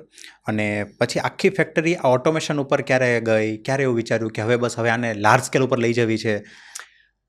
2001માં અમે પાછા મવડી પ્લોટમાં આવ્યા અને ત્યારથી ને જગાતનાની ખર્ચા બચ્યા અને ખર્ચા બચ્યા એટલે થોડુંક ઈંધણ મળ્યું. પછી 2005માં છે ને મેં હાર્ડ ડિસિઝન એવું લીધું કે ઉધાર નથી વેચવું. ત્યારે ઉધારમાં એવી સમસ્યા હતી કે જેટલા કમાઈથી જ્યાં રોકાતા જાય. પણ એકચ્યુઅલી આ બિઝનેસ તો ઉધાર ઉપર જ વધારે ચાલતો હોય ને. હવે એ હજી પણ ઘણા બધા ઉધાર આપતા હોય છે, પણ અમે 2005થી નક્કી કર્યું હતું, આજથી 20 વર્ષ પહેલાં, કે આપણે ઉધાર નથી આપવું. રાઈટ. એટલે એવી માન્યતા હોય કે ઉધાર આપીએ ને તો જ ચાલે, કારણ કે આપણે કોઈ દિવસ અહેસાસ થયો જ ન હોય કે રોકડાથી પણ ધંધો થઈ શકે. હા. અને અમારી જેવી બીજી કંપની, માની લો કે બાલાજી છે, તો એ ઉધાર નહોતા આપતા, તો એમને ચાલે તો આપણે કેમ ન ચાલે. એટલે એની ઉપરથી હું ઘણી પ્રેરણા લઉં. અને એવું કાંઈ હોય તો હું પૂછું પણ ખરો ચંદુભાઈ કે ભાઈ આમાં આપ કેવી રીતે આમ આગળ વધવું જોઈએ. કોઈ મશીનરીના એવા ખરીદી કરવી હોય તો એના વિશે પૂછવું, અને એ ભલામણ પણ કરે, અને ઓલા સપ્લાયરને પણ ભલામણ કરે કે તું એમને મશીન આપજે એમ. વાહ. તો આવી રીતે અમે ઉધાર બંધ કર્યું ને પછી ફાયદો એ થયો કે પૈસા કેશ આવવા માંડ્યા ને એટલે ઉઘરાણી વધતી બંધ થઈ ગઈ. અને બધા જ જે ડિસ્ટ્રીબ્યુટર હતા ને એમને બાકી જે હતા ને એમના મેં હપ્તા કરી દીધા. એટલે ત્યારે અમે આગળના જે પૈસા બાકી હતા એના પેકિંગ ચાર્જ અમે અલગથી લેતા, બોક્સનો અને બેગનો. તો એ પાછા આપે ને એટલે બાદ કરી દેતા. તો એ બધા બેગ ને બોક્સ છે ને એ જૂનામાં જમા કરાવવા માંડ્યા. એટલે કોઈ 1-1.5 વર્ષ 2 વર્ષમાં બધા પૈસા મળી ગયા, અને અમુક ન આપ્યા. તો ન આપ્યા એ બંધ થઈ ગયા. પણ એ કોઈ મારા પૈસા લઈ બાકી રાખીને સાવકાર થઈ ગયું એવું હદી સુધી મેં જોયું નથી ક્યાંય. એટલે હું પછી એની ચિંતા ન કરું, એ ઉપરવાળાને સોંપી દઉં કે આમાં તમારે ધ્યાન રાખવાનું. આ તમારો કેસ છે. અને ત્યાં એના દરબારમાં એને કોઈ નું કાંઈ આમ ચીટિંગ બીટિંગ નથી ચાલતું ક્યાંય. એટલે હું પછી કોઈ દિવસ ચિંતા ન કરું આના પૈસા રહી ગયા કે આખતે કે એવું કાંઈ. પણ આ જે તમે કીધું કે ઉધારી બંધ કરી દીધી અને રોકડા આવવા મળ્યા, તો એનાથી તમારે આગળ પરચેસમાં બી બેનિફિટ થાય ને? પરચેસમાં બેનિફિટ થવા માંડ્યો. અમે જે તેલ લેતા હતા તો એ અમારે ડબે 20-20 રૂપિયા વધારે દેવા પડતા હતા. તો અમે કેશથી ખરીદી કરીએ તો એક તો ફાયદો ભાવનો થાય, બીજા નંબરમાં ગમે એની પાસેથી લઈ શકીએ. ઓલું ઉધાર લેતા હોય તો એની પાસેથી જ લેવું પડે. એટલે એ બંધાઈ જાય આપણે. તો આમાં એ આપણને ફ્રીડમ મળે. અને બીજું કે અમે કોઈ દિવસ છે ને કે બિઝનેસનો પૈસો અમે કોઈ દિવસ બારે ઘર માટે નથી વાપર્યો. બિઝનેસના પૈસા બિઝનેસમાં જ રાખવાના. તો આજ 33 વર્ષથી અમે 1 રૂપિયો બારે નથી કાઢ્યો. એટલે જે પણ કમાય ને એ એમાં એડ કરતા જાય તો ધંધો મોટો થાય. તો અમારા ડિસ્ટ્રીબ્યુટરને હું મળતું ત્યારે હું એમને એ જ સલાહ આપું, એક તો તમે છે ને ધંધામાં જે કમાવો ને એ ધંધામાં નાખો ને તો ધંધો મોટો થાય. બાકી તમે એ ધંધા ઉપર તમને ભરોસો ન હોય ને તમે સાઈડમાં બીજો ધંધો ચાલુ કરો એટલે એમાં સેપરેશન થાય એટલે એની તાકાત તૂટી જાય. અને કોઈ પણની તાકાત તૂટે એટલે એ ધંધો ગ્રો ન કરી શકે. સો મારો બી એક ક્વેશ્ચન હતો કે જ્યારે ગોપાલ આટલું મોટી બ્રાન્ડ બની ગઈ, બરાબર, તો ત્યાં સુધી તમને કે નેક્સ્ટ જનરેશનને કે ક્યારે એવો વિચાર ના આવ્યો કે આપણે એફએમસીજીમાં છીએ, હવે આપણે જો ડિસ્ટ્રીબ્યુટર છે, આપણો સારો હોલ્ડ છે, તો આપણે કોઈ બીજી બ્રાન્ડ શરૂ કરી દઈએ? ના, બીજી બ્રાન્ડ તો અમે અત્યારે તો અમારી છે ને વેફરની બ્રાન્ડ છે, એમાં અમે એક ક્રિસ્ટોસ બ્રાન્ડ અમે નવી એક ડેવલપ કરીએ છીએ કે એ અત્યારનું યંગ જનરેશન છે ને તો એને આપણું આ જે નામ છે ને એ થોડું દેશી લાગે. અને ઓલું પ્રીમિયમ બ્રાન્ડ અને પ્રીમિયમ ક્વોલિટી અને પ્રીમિયમ કલર ને એવું બધું અલગ કરીને અમે વેફર માટે કર્યું છે એવું. ઓકે. અને એ ક્યારે કર્યું? અને એ હવે અમારો આ જે નેક્સ્ટ જનરેશન મારો સન છે એ બધું એવું બધું જોવે એ. એટલે એ 7-8 વર્ષથી જોઈન્ટ થઈ ગયો છે. Okay, right. એટલે 7-8 વર્ષથી તમારી સાથે બિઝનેસમાં છે? હા, અમે ઘરમાં 4 મેમ્બર છીએ તો 4 મેમ્બર ફૂલ ટાઈમ બિઝનેસમાં જ આપીએ અમે. 4 મેમ્બર? તમે, મારા વાઈફ, મારો સન અને એની વાઈફ. સ્ટીલ આજે પણ 4 મેમ્બર ફૂલ ટાઈમ બિઝનેસને આપીએ. તો ચારેયનો રોલ શું છે બિઝનેસમાં?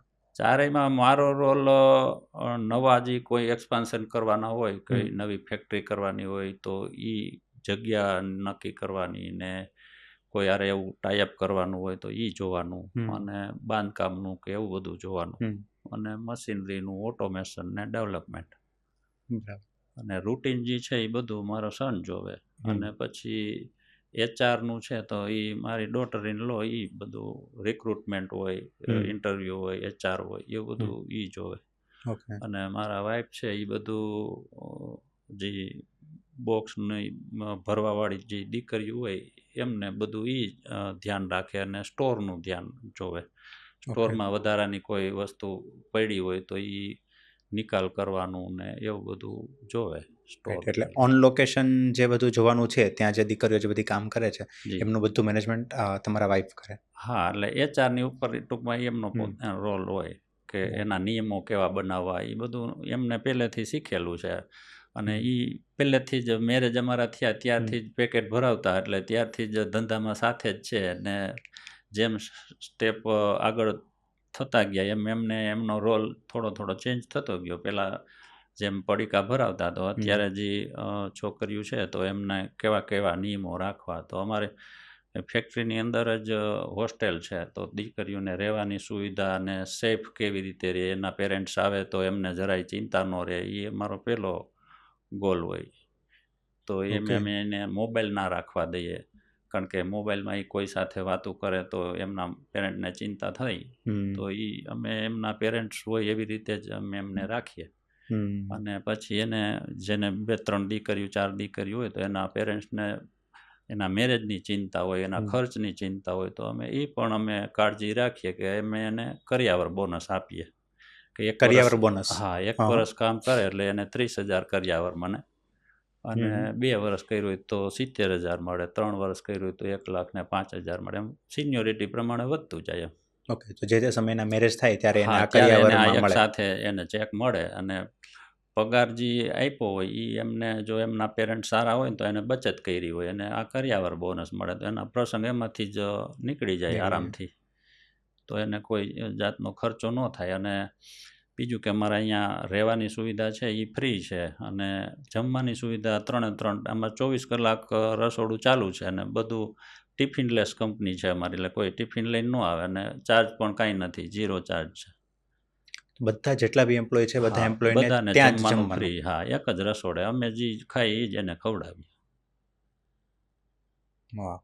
અને પછી ત્યાં કપડાં ધોવાની સુવિધા ફ્રી રાખી છે અને યુનિફોર્મ ફ્રી આપીએ અને કપડાં ધોવાની સુવિધા ફ્રી છે. પછી એને અઠવાડિયે મીઠાઈ આપીએ એવું બધું આપીએ. અને અમે 2 માણસ એક વખત રાજકોટ જતા હતા મેટોડાથી તો 3 દીકરીઓને ત્યાં આવવું હતું સિટીમાં એટલે અમે એને સાથે લઈ ગયા. તો એટલે ગાડીમાં હા, કારમાં લઈ ગયા ને તો એ અંદરો અંદર ઘૂસપૂસ કરતી હતી કે મારું આજે કે સપનું પૂરું થઈ ગયું કારમાં બેસવાનું એમ એવી ખુશ થતી હતી. એટલે મને એમ થયું કે આ છોકરીઓને આપણે ફ્લાઇટમાં બેહારીએ તો કેવી ખુશ થાય એમ. એટલે ત્યાંથી નક્કી કર્યું કે ભાઈ જેને 2 વર્ષ પૂરા થઈ ગયા હોય ને એને આપણે દર વર્ષે ફ્લાઇટમાં એક ટૂર કરાવીએ. એટલે અમે બધી દીકરીઓને ફ્લાઇટમાં બેસાડીએ તો એને આખી જિંદગી યાદ રહે કે આપણે કંપનીમાં કામ કરતા હતા તો અને એમણે પહેલી વાર મને ફ્લાઇટમાં બેસવાનો મોકો મળ્યો એમ. તો અંકલ, જ્યારે બિઝનેસ ગ્રો કરવાના પ્લાન ચાલતા હોય બરાબર કે ધંધામાં આગળ શું છે બરાબર, કોમ્પિટિશનનો આખો એરા છે બરાબર, તો બધું ચાલતું હોય તો એની વચ્ચે આવો તમને ક્યાં ટાઈમ મળે કે આવો કહેવાય ને કે બીજા માટે વિચારવું, એમને શું તકલીફ પડે છે, નાની તકલીફ એના વિશે વિચારવું? એના વિશે વિચારીએ ને એટલે બિઝનેસ ગ્રો એની મેળે થાય કારણ કે તમને બાકીની ચિંતા ન રહે. અમે છે ને ચિંતા હોય ને એની અદલા બદલી કરી લઈએ કારણ કે એમ્પ્લોયની ચિંતા શું હોય કે એમને માની લો કે ઘરમાં શું જરૂરિયાત હોય, કોઈને ટીવી લેવું હોય, કોઈને ફ્રીજ લેવું હોય, એમને નાની મોટી જે જરૂરિયાતો હોય બધી. હા, રાઈટ. તો એ જરૂરિયાતો જે હોય ને એ અમે ધ્યાને રાખીને એની પૂરી કરીએ. તો આપણી જરૂરિયાત શું હોય તો ટાઈમે માલ બનાવવાનો, ડિસ્પેચ કરવાનો, તો એ આપણી જે જરૂરિયાત છે ને આપણી જે ચિંતા એ પૂરી કરતા હોય તો એમની ચિંતા અમે પૂરી કરીએ. તો અરસપરસ ચિંતાના અદલા બદલી કરી નાખીએ એટલે બેયનું ચાલે. ચિંતાની અદલા બદલી. ના સરસ. તો જ્યારે આપણે વાત થઈ કે પેલું તમે એક સેવનું મશીન તમે બનાવ્યું, બરાબર, જી. પણ એ તો એક નાની એક શરૂઆત હતી, રાઈટ? જી. કે એક સેવ એટલે એક તમારો એક પાર્ટ હતો, હા. રાઈટ? પછી બીજા ઓટોમેશન ક્યારે કંપનીમાં આવ્યા? લાઈક સૌથી વધારે જરૂર પડે તો દરેક વસ્તુ ફરસાણ છે તો ફ્રાયર, બરાબર, તો ફ્રાયર ઓટોમેશન, પેકિંગ ઓટોમેશન, આ બધું ક્યારે આવ્યું? એ ફ્રાયરનું અમે એક અમારા જે જુનાગઢ વેરાવળના ડિસ્ટ્રીબ્યુટર હતા ને, ત્યાં એક કાપડના વેપારીએ આવું ફ્રાયર લઈને આ ધંધો ચાલુ કર્યો હતો નમકીનનો. નમકીનનો. પણ Okay. એ ચાલ્યો નહીં ને, એટલે એ બધું એમને વેચવાનું હતું. તો એમને અમને કીધું કે આ અમારે વેચવાનું છે. અમે જોવા ગયા હતા તો એ બધું દરિયાકાંઠે હતું તો જંક લાગી ગયો હતો, એટલે અમને એ બહુ ગમ્યું નહીં. પણ એમની જે સિસ્ટમ હતી એ ખબર પડી કે આવી રીતનું આ ફ્રાયર હોય એમ. અમે કોઈ દિવસ જોયું નહોતું કે ફ્રાયર કેવું હોય એમ. એટલે એ જોઈને પછી અમે ફેબ્રિકેશન કરીને અહીંયા ઘર મેળે જાતે જ બનાવ્યું. એટલે ફ્રાયર બી જાતે બનાવી લીધું? હા, અમે શરૂઆત અમે અમરનગરમાં જે હતા માવડીપુરમાં, ત્યારે જ ફ્રાયર બનાવવાની શરૂઆત કરી. તો અમારા જીજાજી છે એ મિકેનિકલ થોડું માઇન્ડ છે, એટલે એમને અમે સાથે જ ગયા હતા જોવા માટે. તો એમને શરૂઆત કરીને એ ફ્રાયર બનાવ્યું, અને ત્યારે લોખંડનું ફ્રાયર બનાવ્યું. પછી એમાં સુધારા કરતાં કરતાં આગળ વધતા ગયા, એટલે અત્યારે અપ ટુ ડેટ ફ્રાયર અત્યારે પ્રોડક્ટ વાઇઝ અલગ અલગ ફ્રાયર અમે બનાવ્યા છે. તો આ જ્યારેની વાત છે ત્યારે કેપેસિટી લગભગ કેટલી હશે દરરોજની? ત્યારે અમારી આખી કેપેસિટી હતી 7 લાખ રૂપિયાનો મહિને માલ વેચાતો. 7 લાખ રૂપિયાનો મહિને માલ વેચાતો? 6 થી 7 લાખ. અને પછી ધીમે ધીમે બધું આવી રીતનું ઓટોમેશન બધું એડ કરતા ગયા.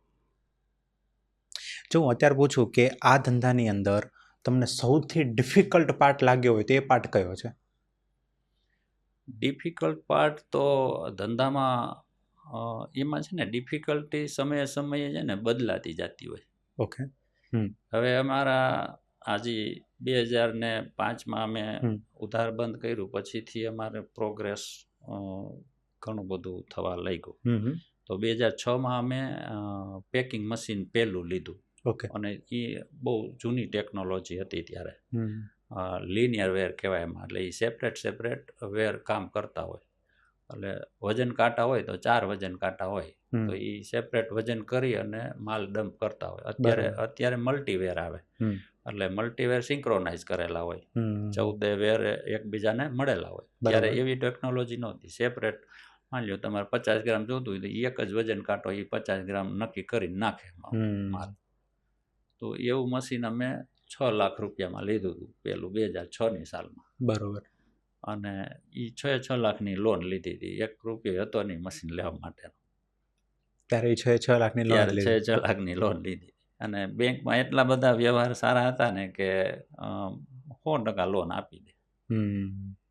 અને ત્યારે બધું આ કોર બેન્કિંગ હતું નહીં, એટલે મેનેજરને જેમ મન પડે કે આ સારા માણસ છે એટલે લોન આપે. એટલે મેનેજર પોતાની રિસ્પોન્સિબિલિટી ઉપર લોન આપી દેતા હોય કે હા તમને ઓળખે છે વર્ષોથી, તો એવી રીતે ચાલતું હોય. રાઈટ. અને અમે આજ સુધી એક પણ બેંકનો એક પણ લોનનો હપ્તો ચૂકવા નથી દીધો ક્યારેય પણ.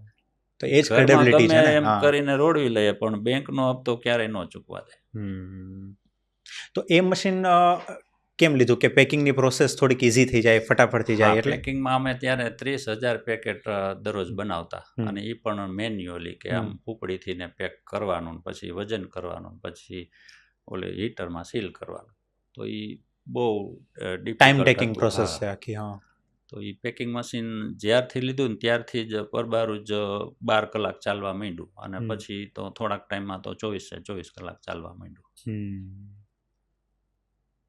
તો ત્યારથી અમને ફાયદો એ થયો કે પેકિંગ મશીનમાં જે પેકેટ બને ને એ લરી બને, એટલે હાયડો કહીએ આપણે. તો એ દુકાનવાળા જે ટીંગાતા હોય ને અત્યારે, આખી લાઈન છે 10 પેકેટની હોય. હા. તો એ લાઈન છે ને, એ લાઈન બનવા માંડી ને તો ટીંગાવા માંડી ને તો ડિમાન્ડ વધવા માંડી, કારણ કે લોકોને દેખાવા માંડ્યું. હા, દેખાવા માંડ્યું. તો ત્યારે એ બહુ ઓછા લોકો આવું પેકિંગ કરી શકતા. નહીં તો ત્યાં સુધી તો ઓલા સિંગલ પેકેટ ખાનામાં પડ્યા હોય. એટલે એ ખબર જ હોય કે અહીંયા મળે છે ને, એ જ લોકો માંગતા. ઓલું તો બીજી વસ્તુ લેવા આવ્યો એના દેખે એટલે લઈને જાય, એટલે ઈ વેપાર વધવા માંડ્યો એના હિસાબથી વધારે. પછી અમે બોઇલર પહેલાં અમે ડીઝલ ભઠ્ઠી વાપરતા, એની બદલે લાકડાનું થર્મિક બોઇલર ચાલુ કર્યું ને તો અમને એમાં બચત થઈ. તો એ બચત થઈને એ અમે આ પેકિંગમાં ખર્ચો કર્યો. તો એ પહેલાં 25 પૈસાનું પેકેટ થતું એ 1 રૂપિયામાં થવા માંડ્યું. પણ એનાથી ને વેપાર ઘણો બધો વધવા માંડ્યો. અને જેટલી અમને બચત થાય ને એ બચત બધી અમે કસ્ટમરમાં પાસ ઓન કરીએ. અમે કોઈ દિવસ બચત જે થઈ હોય ખીચામ ન રાખીએ, એટલે પાસ ઓન કરીએ ને એટલે બમણા ડિમાન્ડથી બમણા બેગથી ને ડિમાન્ડ જનરેટ થવા માંડે. એટલે અમે 5 રૂપિયાનું 50 ગ્રામ 10 વર્ષ ચલાવ્યું. અમે મોંઘવારી 10 વર્ષ? હા, 10 વર્ષ મોંઘવારી પહોંચવા જ ન દીધી. પણ એ આવી રીતે ને હા, કે તમે બચત કરતા ગયા અને એને સેવ કરતા ગયા. ઉધારીની બચત થઈ, રોકડાથી ખરીદી કરવા માંડ્યા એટલે આપણને માલના ભાવ ઓછા મળવા માંડ્યા, એટલે એ બચત થઈ. પછી આ ફ્યુલની બચત થઈ. એવી રીતે જે બચત થઈ તો એ અમે એમાં પાસ ઓન કરી રાખી, તો ડિમાન્ડ વધવા માંડી ઓટોમેટિક. એટલે 5 વર્ષ એટલે 10 વર્ષ 5 રૂપિયા વાળું પેકેટ છે, 5 રૂપિયા 50 ગ્રામ. તો સ્ટીલ આજે પણ હજી 5 રૂપિયા વાળા પેકેટ અવેલેબલ છે? હા, આજે પણ છે. ઓકે, તો તમને શું લાગે છે, એમ તમારો એમ ઓપિનિયન શું છે કે 5 રૂપિયા વાળી જે અમાઉન્ટના જે પેકેટ છે એ મતલબ લોંગ ટર્મ એ સસ્ટેનેબલ છે ખરી? હવે એ બધા છે ને આ રો મટીરિયલના ભાવ પર ડિપેન્ડન્સી છે. જો આવા નવા ભાવ રહેશે ને તો ધીમે ધીમે બંધ થઈ જશે. કારણ કે આ યુદ્ધના કારણે ઓઇલમાં 25-30 રૂપિયા કિલોએ વધી ગયા. પછી આ ડીઝલના ખર્ચા તે બધું, પ્લાસ્ટિકના ભાવ 50-50 રૂપિયા કિલોએ વધી ગયા. કારણ કે આને તો બધું લાગશે, રો મટીરિયલ, પેકિંગમાં પ્લાસ્ટિક, ટ્રાન્સપોર્ટેશનમાં ડીઝલ, પેટ્રોલ. જો આવું નવું રહે ને તો અમુક સમયમાં આ 5 બંધ થઈ જવાની શક્યતા ખરી એમ. કારણ કે કંપની જ એને સસ્ટેન નહીં કરી શકે. પછી બીજું એ છે કે 5 રૂપિયામાં વજન ઘટાડતા કેટલું ઘટાડો. હવે કોઈને પેકેટ નાસ્તો કરવા માટે લેવાનું હોય તો એ તો અત્યારે 20-22 ગ્રામ આવે, કોઈમાં 17-18 ગ્રામ આવે. તો એટલામાં કોઈ ધરાઈ ન જાય. એટલે પહેલાં તો 5 રૂપિયામાં ધરાઈ જતા, એટલું આવતું. અને 5 રૂપિયામાં ચા મળતી, 5માં આઈસ્ક્રીમ મળતી, બધું મળતું. હવે તો 5માં એ બી નથી મળતું, બધું બંધ થઈ ગયું. તો હવે આ પેકેટ પણ બંધ થઈ જવાની શક્યતા ખરી નજીકના ભવિષ્યમાં, જો મોંઘાઈ વધશે તો. ટ્રાન્સપોર્ટેશન છે એનો મતલબ કેટલો રોલ આની અંદર છે? કારણ કે મેન કહેવાય તો આમાં હાર્ડ ટ્રાન્સપોર્ટેશન છે, રાઈટ? કારણ કે એક તો પેકેટ્સ ભલે નાનું પણ જગ્યા કેટલી રોકે, રાઈટ? વેલ્યુ નાની 5 રૂપિયા, પણ એ જગ્યા વધારે રોકે. તો એને તમે કઈ રીતે મતલબ મેનેજ કરો છો?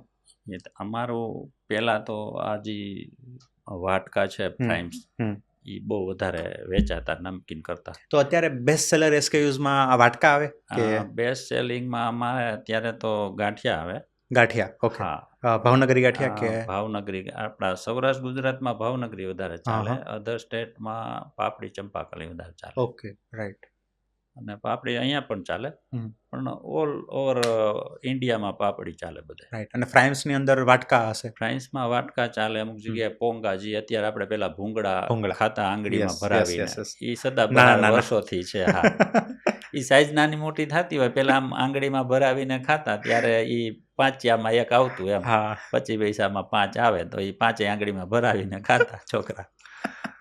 એટલે એ પ્રોડક્ટ છે ને એ સદાબહાર વર્ષોથી ચાલે જ છે. અને આજે પણ ઘણા બટેટા ભૂંગળા જે છે એ મોટા લોકો પણ ખાતા હોય છે. એ તો આપણે સૌરાષ્ટ્રની એક કહેવાય ને બહુ સારી એવી રેસીપી છે. ભૂંગળા બટેકા. જી, રાઈટ. હા, એટલે તમે કંઈક વાટકાની વાત કરતા હતા ટ્રાન્સપોર્ટેશનમાં. હા, ટ્રાન્સપોર્ટેશનમાં અમારે 500-700 કિલોમીટરથી વધારે પોસાય નહીં, એટલે અમારે બીજા પ્લાન્ટ કરવા પડે ત્યાં. અને બીજું એ કે આ જે અમારી પ્રોડક્ટ છે ને એ ડિસ્ટ્રીબ્યુટરને અમારે તો ટેવ જ એવી છે કે મારો માલ ક્યારે આવશે, કેદી આવશે એમ ન પૂછે, ક્યારે આવશે એમ પૂછે. એટલે એને આજે ઓર્ડર આવ્યો ને તો કાલ માલ જોતો જ હોય. તો અધર સ્ટેટમાં તો એવી રીતે પોસિબલ ન થાય, એટલે અહીંયા 2-3 દિવસ ટ્રાન્સપોર્ટેશન લાગે તો એને પાછું બીજું કોઈ ઘૂસી જાય, અને ઇન્વેસ્ટમેન્ટ પણ વધી જાય લેટ આવતું હોય તો. એટલે જલ્દી મળે તો વધારે વેચાણ મળે, એટલે અમે બહુ મોટા પ્લાન્ટને બદલે અમે મલ્ટી પ્લાન્ટનો આગ્રહ વધારે રાખીએ તો અમારે અત્યારે 6 જગ્યાએ પ્લાન્ટ છે 6 જગ્યાએ? ઇન્ડિયામાં. હા, કઈ કઈ જગ્યાએ છે? એમાં આપણા એક રાજકોટમાં છે, રાજકોટ, પછી એક મોડાસામાં છે, હિંમતનગર પાસે. મોડાસા.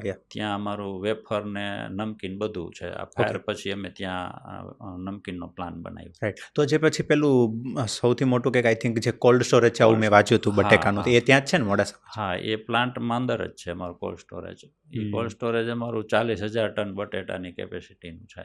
40,000 ટન? હા, એટલે એ એક ફ્લોર 1 લાખ સ્ક્વેર ફીટનો છે, 6 ફ્લોર છે એટલે 6 લાખ સ્ક્વેર ફીટ થાય. અને ઉપર સોલાર સિસ્ટમ 1.2 મેગાવોટની સોલાર સિસ્ટમ છે. એટલે સેકન્ડ પ્લાન્ટ એ ત્યાં મોડાસામાં છે. પ્લાન્ટમાંથી સીધા જ બટેટા કોલ્ડ સ્ટોરેજમાંથી પ્લાન્ટમાં આવી જાય ને એવો અંદર બેલ્ટ નાખેલો છે, કન્વેયર આખું સેટ કરેલું છે. ઓકે. તો ત્યાં મોસ્ટલી આ વેફરનું ને એનું જ બધું પ્રોડક્શન થાય? વેફરનું જ હતું પહેલા, પણ હવે નમકીન પણ ત્યાં ચાલુ કરી દીધું. એટલે ફાયર થયા પછી અમે 2 પ્લાન્ટ કરી નાખ્યા, એક રાજકોટ અને એક મોડાસા. ઓકે. તો મોડાસા પ્લાન્ટથી ત્યાંના આજુબાજુના ડિસ્ટ્રીબ્યુટરને માલ મળે અને રાજકોટથી સૌરાષ્ટ્રમાં બધે માલ મળે. રાઈટ. ઓકે. અને ત્રીજો પ્લાન્ટ ક્યાં છે બાકીના પ્લાન્ટ? ત્રીજો નાગપુરમાં છે. નાગપુરથી ને કલકત્તા હાઈવે ઉપર છે, મુંબઈ કલકત્તા હાઈવે ઉપર. ત્યાં 34 એકર જગ્યામાં મોટો પ્લાન્ટ છે. અને ત્યાંથી ને મહારાષ્ટ્ર, અમુક ભાગ મધ્યપ્રદેશ, ઉત્તર પ્રદેશ, કર્ણાટક, તેલંગણા, ઓરિસ્સા, છત્તીસગઢ અને ઝારખંડ અને બિહાર અને પશ્ચિમ બંગાળ, એટલા સ્ટેટ ત્યાંથી એ નાગપુરના પ્લાન્ટથી મેનેજ થાય? પ્લાન્ટથી થાય. ઓકે. રાઈટ. અને બાકીના પ્લાન્ટ્સ? બાકીના એક અમારે છત્તીસગઢના ટોપ ઉપર મનેન્દરગઢ છે, ત્યાં અમે કોન્ટ્રાક્ટ મેન્યુફેક્ચરિંગ કરાવીએ છીએ. એટલે ત્યાં વેફર ને એ કટક મટક. આ 3 પોતાના ઓન પ્લાન્ટ અને બાકીના 3 કોન્ટ્રાક્ટ મેન્યુફેક્ચરિંગ ઉપર. એવી રીતે સાઉથમાં અમારું બેંગ્લોરની બાજુમાં હિરીયુર છે, ત્યાં પણ અમે એક નાનો પ્લાન્ટ પરચેસ કર્યો છે, એટલે એ આપણો પોતાનો છે. ઓકે. અને એક પ્લાન્ટ કાશીપુરમાં છે, ત્યાં અમે નાચોઝ કોન્ટ્રાક્ટ મેન્યુફેક્ચરિંગ કરાવીએ છીએ. ત્યાં અમે નમકીન પણ અમારા મશીન મૂક્યા છે, તો ત્યાં નમકીન પણ બનાવીએ છીએ, એટલે ગાંઠિયાને. તો પછી જ્યારે ઇન્ડિયાની અંદર તમે કીધું કે અલગ અલગ જગ્યાએ 6 જગ્યાએ મેન્યુફેક્ચરિંગ થતું હોય, બરાબર? તો પછી એ ટેસ્ટની અંદર એ કન્સિસ્ટન્સી કઈ રીતે મેન્ટેન થાય? ટેસ્ટમાં છે ને ખાસો આધાર રો મટીરિયલ અને મશીનરી ઉપર હોય. અમારું જે પ્રોડક્ટ છે ને એમાં માણસે મગજ લગાવવાનું નથી હોતું, મશીન ઓટોમેટેડ જ બધું સેટ કરી લે. અને PLC બેઝ અમે ઇન હાઉસ મશીન બનાવેલા છે, એટલે મશીનને જ ખબર હોય કે આમાં બેસન કેટલું જોવે, પાણી કેટલું જોવે, મસાલો કેટલો જોવે, અને ડો બનાવ્યા પછી કેટલી ટેમ્પરેચર જોવે અને કેટલી સેકન્ડ તેલમાં માલ રાખવાનો ને પછી કાઢવાનો. આ બધું મશીન ટ્રેન કમ્પ્લીટલી ઓટોમેટેડ છે. તો રો મટીરિયલ પણ બધું સેમ સપ્લાય થતું હશે? સેન્ટ્રલાઇઝ રાજકોટથી જ મોકલીએ. આમાં બેસન પણ બધે અહીંયાથી જ જાય, રાજકોટથી જ જાય, મસાલા પણ અહીંયાથી જાય. હા. અને મસાલા પ્રી મિક્સ કરેલા જ હોય, એટલે એને ત્યાં કાંઈ એડ કરવાનું ન હોય, સીધું બસ ટિલ્ટ કરી દેવાનું બેગ. સો આજે તમે કીધું કે 6 પ્લાન્ટ હોય, તો આ પ્લાન્ટ વાઇઝ બી તમને માર્જિન પ્લસ માઇનસ મળતું હશે ને? લાઈક પ્લાન્ટ વાઇઝ માર્જિનમાં ફરક એટલા માટે હોય કે અમે અત્યારે બેસન છે અહીંયાથી મોકલીએ એટલે એનો એક વધારાનો ખર્ચો લાગી જાય, રો મટીરિયલ મોકલવાનો. પછી અમારે રાજકોટ પ્લાન્ટમાં અમારું પોતાનું બોક્સ યુનિટ પણ પોતાનું છે, અને બેસન યુનિટ છે, મસાલા યુનિટ છે, પાપડ યુનિટ છે, એ બધા ઇન હાઉસ છે. તો એ કોસ્ટ ઓછી લાગે રાજકોટમાં, અને બીજા પ્લાન્ટમાં એ કોસ્ટ માની લો કે નાગપુરમાં અમે બેસન પ્લાન્ટ બનાવ્યો છે, એ આવતા 10 દિવસમાં ચાલુ થઈ જાય, એટલે ટૂંકમાં સેમ આ મંથમાં ચાલુ થઈ જશે. એટલે ત્યાં ચણાની ખરીદી પણ કરી લીધી છે, તો હવે એ ખર્ચો બચશે અમને અહીંયાથી ત્યાં લઈ જવાનો. એટલે રોજનું અહીંયા 35 ટન જેવું બેસન વપરાય છે, તો અહીંયાથી 3 રૂપિયા જેવો ખર્ચો કિલોએ લાગે છે. તો એ દરરોજનો 1 લાખ રૂપિયાનો ખર્ચો થાય છે ટ્રાન્સપોર્ટેશનનો, તો એ બચશે. એ ત્યાં સેવ થશે. હા, અને બીજું છે ને અમારું ટ્રાન્સપોર્ટેશન અમારા પોતાના 250 ટ્રક છે. એટલે કંપનીના પોતાના 250 ટ્રક? કંપનીના 250 ટ્રક છે, તો એ બધા ટ્રકનું મેન્ટેનન્સ પણ અમારે ઇન હાઉસ છે અને ટ્રક બનાવવાની ફેક્ટરી પણ ઇન હાઉસ છે. એટલે અમે ખાલી ચેસીસ જ લઈએ કંપનીમાંથી, પછી એનું બોડી કેબિન બધું ઇન હાઉસ બનાવીએ અમે. ઓહ, એ બી ઇન હાઉસ એમ? હા, એ બધું ઇન હાઉસ છે. પંચરે ઇન હાઉસ થાય ને કમાનનું કામ ઇન હાઉસ, બધું ઇન હાઉસ જ થાય. અમે એમની વોરંટી ગેરંટી નથી લેતા, અમે ડિસ્કાઉન્ટ બાદ કરાવી દઈએ. પછી એનું જે મેન્ટેનન્સ છે એ બધું મારા શાળા સંભાળે, અશ્વિનભાઈ છે ને, એ બધું આ ટ્રકનું ડિવિઝન એ સંભાળે. એનો પોતાનો ગેરેજનો જ બિઝનેસ હતો. ઓકે. હા, એટલે એ ગેરેજના એક્સપર્ટ છે. જે કંપનીવાળાને ઘડ ન પડતી હોય ને, એને ફોલ્ટ ન જડતો હોય ને, એ આ એમને મળી ગોતી લે. જાય. હા, એટલા એક્સપર્ટ છે એના. આ ઘણો જ્યારે ફેમિલીઝ વાળા આવી રીતે અલગ અલગ જગ્યાએ સાથે જોડાયેલા હોય બિઝનેસમાં, એનો બેનિફિટ ઘણો થાય. હા, અમારું આ બોક્સ યુનિટ છે એ પણ અમારા કઝિન શાળા છે ને એ સંભાળે છે. એમને પોતાનું બોક્સનું જ યુનિટ હતું નાનું. પછી આ મોટું યુનિટમાં એમને જોઈન કરી દીધા, એટલે એ બોક્સ યુનિટ એ સંભાળે છે. પછી મારું પરચેસ છે તો એ મારે એક ભત્રીજો છે તો એ પરચેસ સંભાળે. તો એમને પોતાનો બિઝનેસ હતો કોમોડિટીની, યાર્ડમાં દુકાન હતી. તો એને ત્યાંથી ને શિફ્ટ કરીને આ પરચેસમાં લગાવી દીધો. બરાબર. તો આ બધા જેટલા જે બિઝનેસ બેકવર્ડ ઇન્ટિગ્રેશન છે ને એ બધામાં જ ઇન્ડિપેન્ડન્ટ કામ કરે. એ લોકોને કાંઈ મને પૂછીને કરવાનું એવું નહીં, પરમિશન લેવાની કે એવું નહીં. માની લો કે ટ્રક છે તો નવી લેવી હોય ને તો એ જ નક્કી કરી લે કે કઈ મેક લેવી, એમ લેલન લેવી, ટાટા લેવી, આઈસર લેવી, એ નક્કી કરે. રેટ એ નક્કી કરે, બધું એ જ નક્કી કરી. એટલે બધાને એ ફ્રીડમ છે કે પોતે ડિસિઝન લઈ શકે. 100% બધાને ફ્રીડમ, એમ ઇન્ડિપેન્ડન્ટ પોતાનો બિઝનેસ હોય એવી જ રીતે કરતા હોય. અને એ એવડા મોટા બિઝનેસ જ છે એમ. કારણ કે આ ટ્રક ડિવિઝન છે તો 250 ટ્રક એટલે ટ્રાન્સપોર્ટર પાઈ ન હોય એટલા ટ્રક. હા, સાચી વાત છે.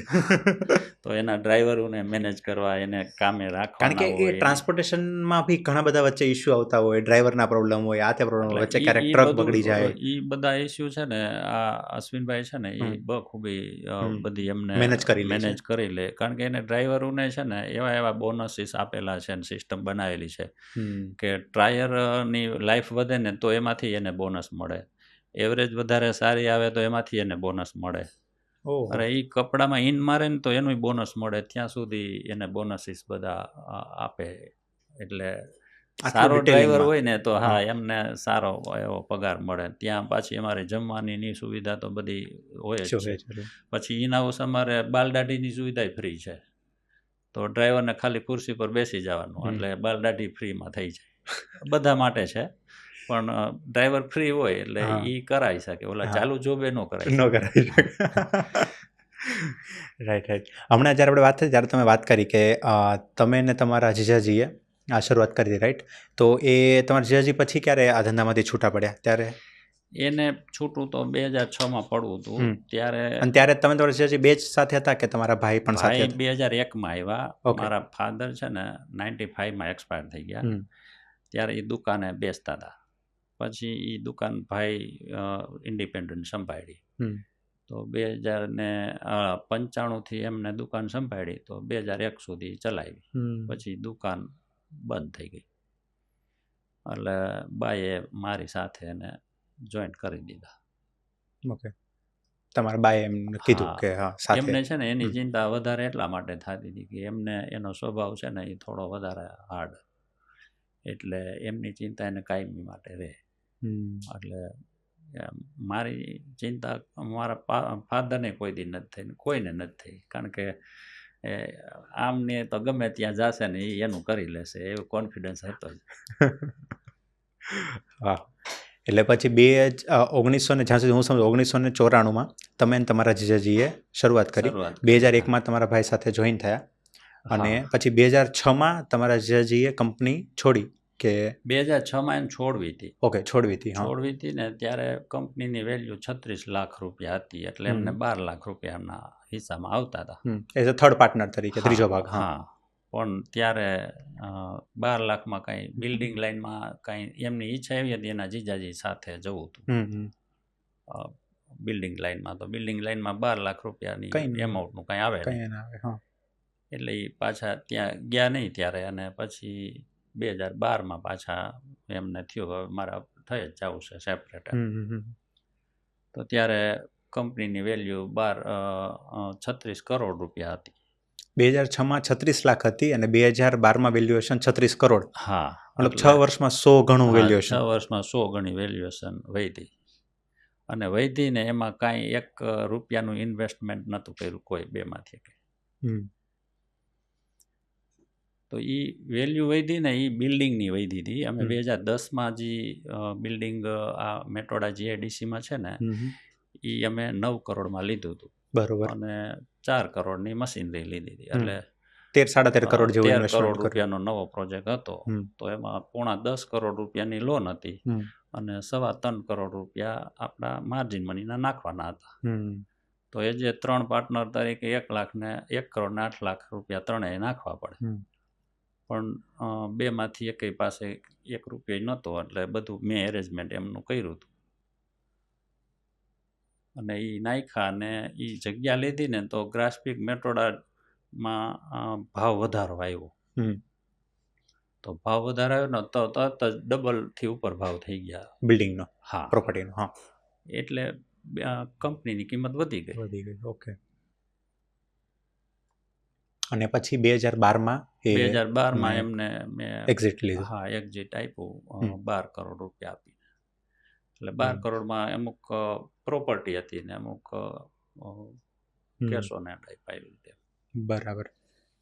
અને પછી 2022માં તમારા બંને ભાઈનું સેપરેશન થયું, રાઈટ? હા. તો 2022માં સેપરેશન થયું એનું રીઝન શું છે? એનું રીઝન એવું છે કે એ પહેલેથી સેલ્સ જોતા હતા. અને સેલ્સ છે ને અમારી કંપનીમાં સેલ્સ કરવું ને એ બહુ ઇમ્પોર્ટન્ટ એટલા માટે નહોતું કે ડિમાન્ડ બહુ હતી. ડિમાન્ડ એવી હતી કે અમારા ડિસ્ટ્રીબ્યુટરને એક ટ્રક જાય ને એટલે રિટેલર છે ને એને ત્યાં લાઈન લગાડી દે અને 3-4 કલાકમાં ત્યાંથી જ માલ ખાલી થઈ જાય.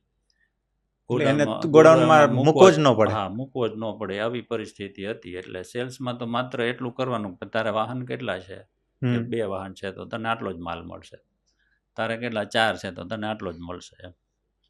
તો આવું ટૂંકમાં કરવાનું હતું. તો એ ઇઝી હતું અને પ્રોડક્શન વધારવાનું હતું તો એ ડિફિકલ્ટ હતું, કારણ કે એમાં તો પૈસા જોવે. અને પ્રોડક્શન કમ્પ્લીટલી તમે જોતા? હા, પ્રોડક્શન, ઇન્ફ્રાસ્ટ્રક્ચર ને આર્થિક વહીવટ એ બધા હું જોતો. રાઈટ. ઓકે. તો પછી આ 2022માં કેમ એવું ડિસિઝન લીધું કે હવે બંને ભાઈ સેપરેટ થશું? થયું એવું કે આ કોરોના આવ્યો ને એટલે રો મટીરિયલના ભાવ બહુ વધી ગયા. કારણ કે તેલ બધું ઇમ્પોર્ટ થાય મલેશિયાથી, ઇન્ડોનેશિયાથી. એટલે ત્યાં માણસોની મજૂર મળે નહીં ને એટલે અવેલેબિલિટી ન થાય.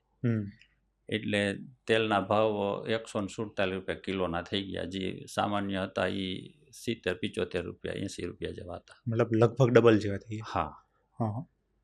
તો એટલા ભાવ વધ્યા તો હવે 5 રૂપિયામાં 30 ગ્રામ વજન 35 ગ્રામ હતું, એ નહોતું પોસાય એવું. પોસાય નહીં. બરાબર. એટલે મેં કીધું વજન આપણે ઘટાડવું પડશે.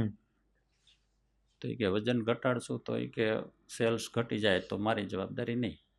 કીધું કશો વાંધો નહીં, તો તમે મને હું 2 જવાબદારી સંભાળીશ. તો એ કોઈ કાળે નહીં બને કે સેલ્સ તો હું જ જોઈશ. તો સેલ્સ તમે જોશો અને વજન ઘટે તો સેલ્સ ઘટે તો બેમાંથી એક તો જવાબદારી લેવી પડે ને. તો પછી એમાંથી ને એમની ઈચ્છા વિરુદ્ધ વજન ઓછું કરવું પડ્યું. એટલે મે મહિનાની 26 તારીખે 2022માં વજન ઘટાડ્યું અને જૂનમાં છે ને એક્સ્ટ્રીમલી 147 કરોડનું સેલ થયું. તો એ વજન ઘટાડવા છતાંય સેલ્સ વધ્યું ને એટલે એને ન મજા આવી. એટલે એની ઈચ્છા પ્રમાણે ન થાય ને એટલે એને ન મજા આવે. એટલે ટૂંકમાં એ એમ કે મારું કાંઈ નથી હાલતું એટલે મારે નથી ભેગું રહેવું. અને ત્યારે કંપની ઉપર 150 કરોડની લોન હતી અને એમની 500 કરોડની ડિમાન્ડ હતી. કોઈ સંજોગોમાં 500 કરોડ આપી શકાય એવી પરિસ્થિતિ હતી જ નહીં. કારણ કે કંપની ઉપર ઓલરેડી 150 કરોડની લોન હતી. કંપની એટલી તો માઇનસમાં હતી. હા. અને એમને પાછો આ જ ધંધો કરવો હતો કે મારે આ જ ધંધો કરવો પાછો. એટલે નોન કમ્પીટ સાઇન પણ નહોતું. એટલે નોન કમ્પીટ સાઇન ન હોય ને એટલે કોઈ ઇન્વેસ્ટર પૈસા ન આપે. કારણ કે સેલ્સ જેની પાસે હોય ને એ રાજા ગણાય. સાચી વાત છે, કારણ કે આ બધા ધંધામાં હા, ડિસ્ટ્રીબ્યુશન જ ઇમ્પોર્ટન્ટ છે, સેલ્સ. એટલે તેમ છતાંય મેં 2-3 ડ્યુ ડિલિજન્સ કર્યા પ્રાઇવેટ ઇક્વિટી વાળાના, પણ એ માર્કેટમાં ડીલરોને પૂછે કે ભાઈ આ 2 ભાઈઓ અલગ થાય અને આ બીજા ભાઈ છે એ આ જ ધંધો કરે તો આનો કેટલો ધંધો ઓછો થાય, હાફ જ થઈ જાય એવું જ અડધો થઈ જાય એવું બધા કહે. કે હા, રાઈટ. એટલે ઇન્વેસ્ટરો હટી જાય કે અડધો ધંધો થઈ જાય તો આની તો પ્રોફિટેબિલિટી બધું વયું જાય. એટલે પ્રાઇવેટ ઇન્વેસ્ટર હોય એને થોડોક મતલબ ટ્રસ્ટ ન હોય ને એ વિચારે નહીં. હા, એટલે મને છે ને ભગવાન ઉપર પૂરો ભરોસો, એટલે મને છે ને મેં લોન લીધી 500 કરોડ રૂપિયાની ઇન્ડિવિજ્યુઅલ લોન લીધી. 500 કરોડની લોન લીધી અને 17% લોન લીધી. 17%? 17% 500 કરોડની લોન લીધી અને ભાઈને પૈસા આપી દીધા અને વ્યાજના આપ્યા 27 કરોડ રૂપિયા વ્યાજ આપ્યું.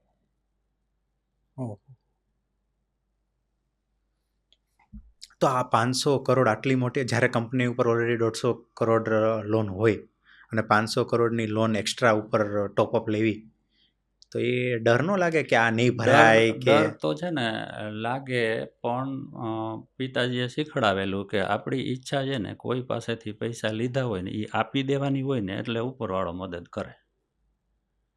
અને એ હિસાબે છે ને મને ઉપરવાળા ઉપર પૂરો ભરોસો હતો કે આ પૈસા ગમે એમ કરીને આપી શકાશે, કારણ કે મારે આપી જ દેવા છે. અને પછી આઈપીઓની પ્રોસેસ ચાલુ કરી અને 1.25 વર્ષ પછી આઈપીઓ લઈ આવ્યા અને આઈપીઓ સરસ રીતે ભરાઈ ગયો અને લોન ચૂકવાઈ ગઈ.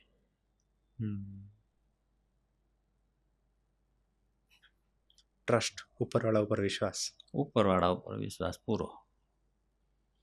કારણ કે મને છે ને ક્યારેય કોઈ દિવસ ખોટું કરવું કે કોઈનું લઈ લેવું એવો વિચાર સુધા ન આવે ક્યારેય. એટલે ભગવાન મદદ કરી જ રાખે. ગમે ત્યારે મારે સંકટ આવે ને હું ભગવાનને ફોન કરું ને એટલે તરત જવાબ આપી દે. મારે ત્યાં અહીંયા બોઇલરમાં આગ લાગી હતી. કયા પ્લાન્ટ? મોડાસામાં બોઇલરમાં આગ લાગી હતી ને તો ફાયર બ્રિગેડ આવી મોડાસાથી તો ન થઈ રહ્યું, પછી હિંમતનગરથી આવી તોય ન થઈ રહ્યું. પછી ત્યાંથી છે ને મને અમારા મિત્ર તો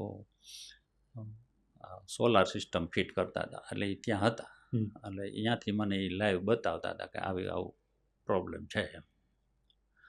એટલે મેં કીધું હવે તું મોબાઈલ બંધ કરી દે.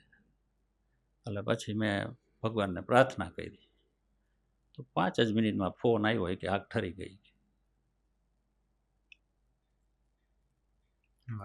તો આટલો મને ભરોસો છે ભગવાન પર કે એ મારું કામ કરી જ દે એમ. તો પછી અહીંયા પણ મને આ 2 ડિસેમ્બરમાં અમારે અહીંયા આગ લાગી હતી. આ ડિસેમ્બર મેટોડામાં 2024માં લાગી ને? હા, 2024ના ડિસેમ્બરમાં લાગી હતી. એટલે આગ લાગી ને તો 2 વાગે શરૂઆત થઈ. બપોરે 2 વાગે? બપોરે. અને શરૂઆત થઈ ને ત્યાર પછી હું થોડાક 2-5 મિનિટમાં ત્યાં જતો હું અને પછી પ્રયત્નો કર્યા પણ ઠરે એવું ન લાગ્યું. એટલે પછી મેં બધી દીકરીઓને કીધું તમે બધી બહાર નીકળી જાઓ, હવે આપણા હાથની વાત નથી, હવે ભગવાને જે ધાર્યું હશે ને એ જ થશે.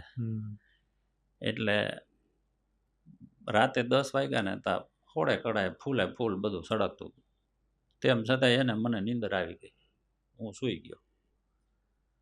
મેં કીધું મારા એક ભત્રીજો છે એ જામનગરથી ને બધું આ ફાયર બ્રિગેડના સાધનો રિલાયન્સમાંથી ને એમ મોકલાવ્યા હતા, ફોર્મ ને બધા પ્રયત્નો કરતા હતા. એણે કીધું કાકા કે તમે સૂઈ જાઓ, ચિંતા ન કરતા કે અમે છીએ.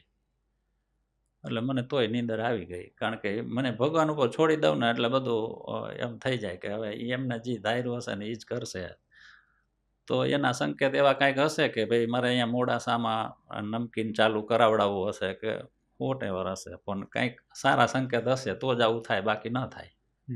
એટલે એ બી છે. અને બીજું કેવું છે, એ તમારું વે ઓફ થિંકિંગ છે. લાઈક કઈ રીતનું કે જ્યાં પણ કંઈક આવું થાય ને ત્યાંથી તમે એ વસ્તુ પોઝિટિવ જોવો છો. હા, રાઈટ. જેમ તમે તમારા પપ્પાનું બી એક્ઝામ્પલ આપ્યું ત્યારે કીધું કે મેં એમાંથી પોઝિટિવ વસ્તુ મેં મારામાં લઈ લીધી.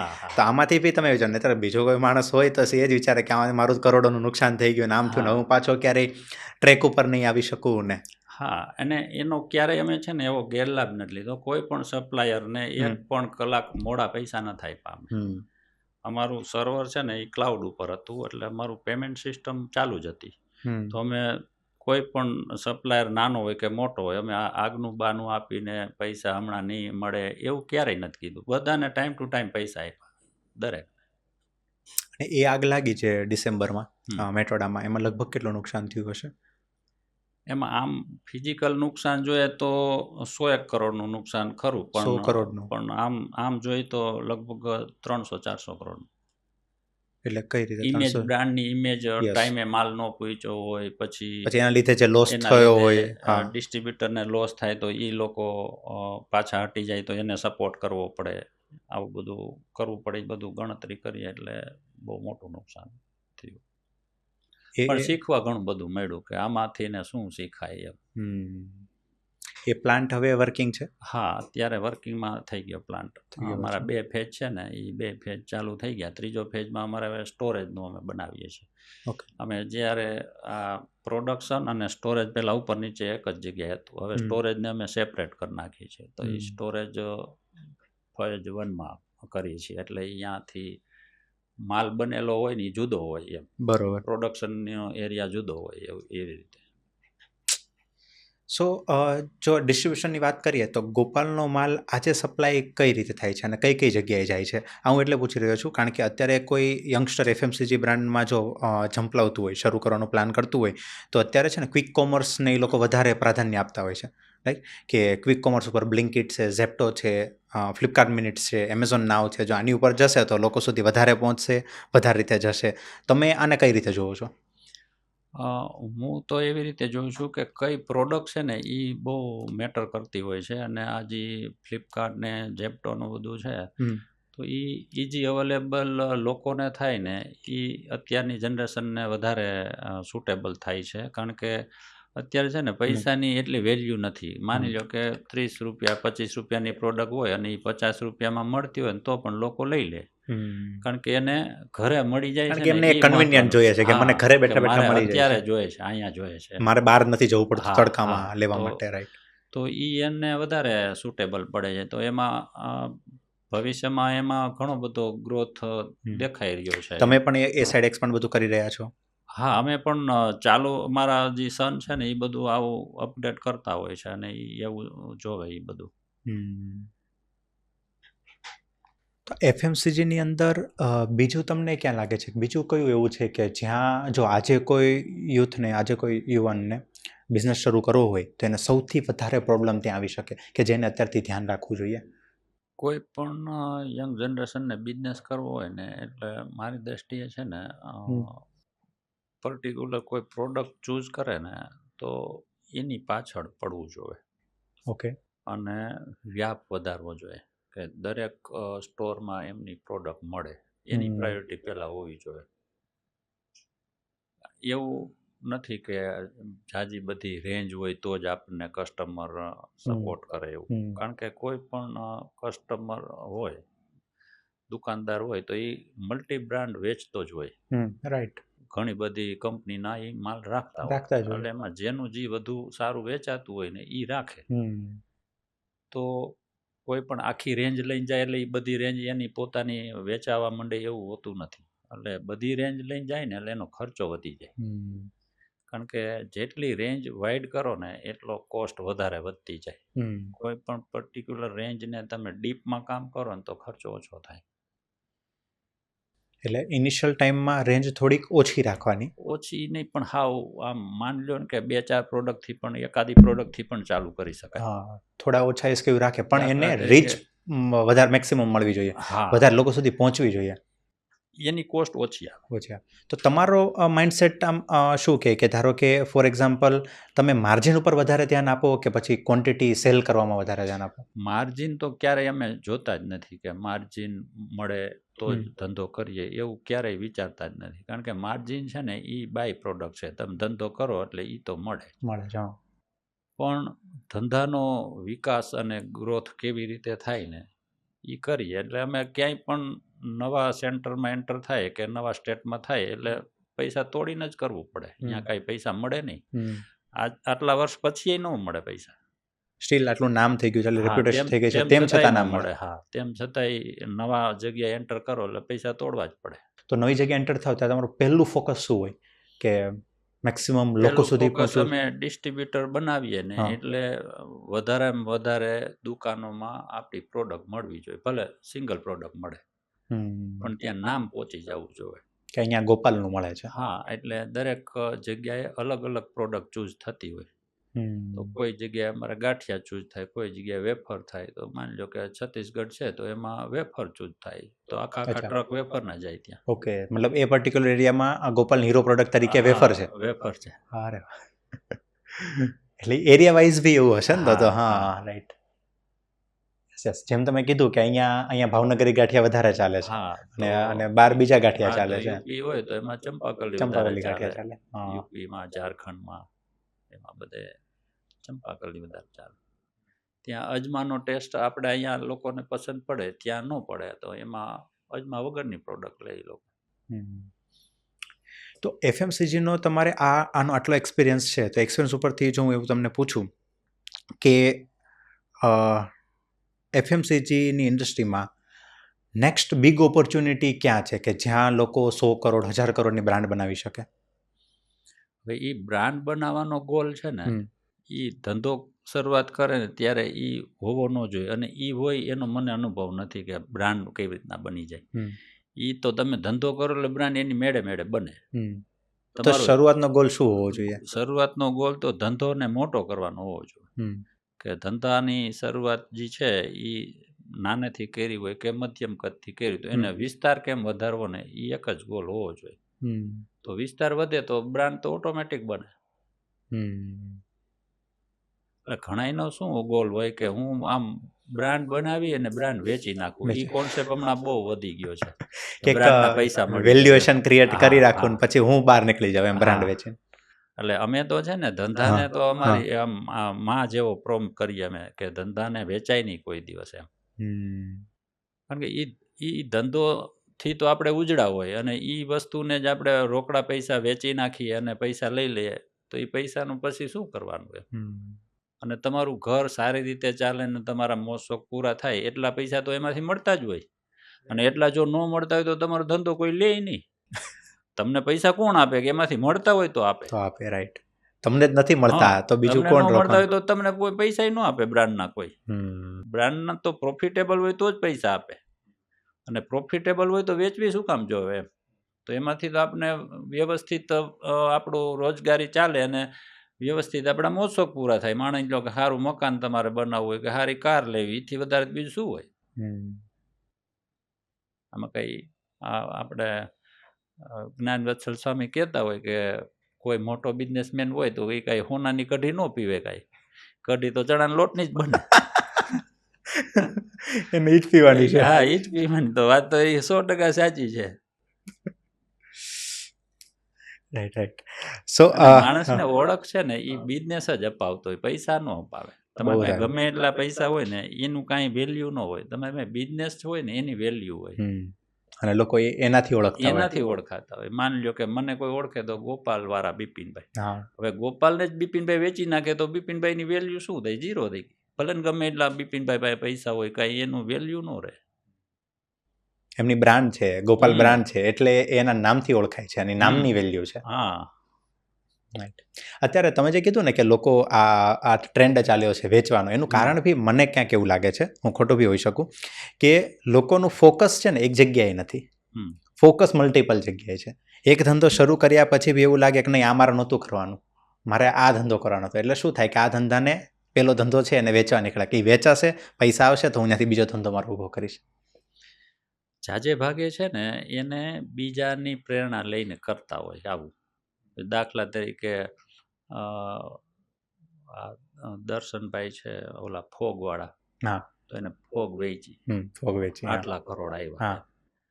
તો એવું મલ્ટી બ્રાન્ડ કોઈ ઊભી ન કરી શકે કે હાલો હું આટલા પૈસા આવ્યા એટલે હું બીજી બ્રાન્ડ ઊભી કરું. બીજી બ્રાન્ડ ઊભી કરવામાં એટલું ઈઝી નથી, અને એ કોઈને થઈ ગઈ હોય તો એ થઈ ગઈ હોય, બધા કીધે ન થાય એવું.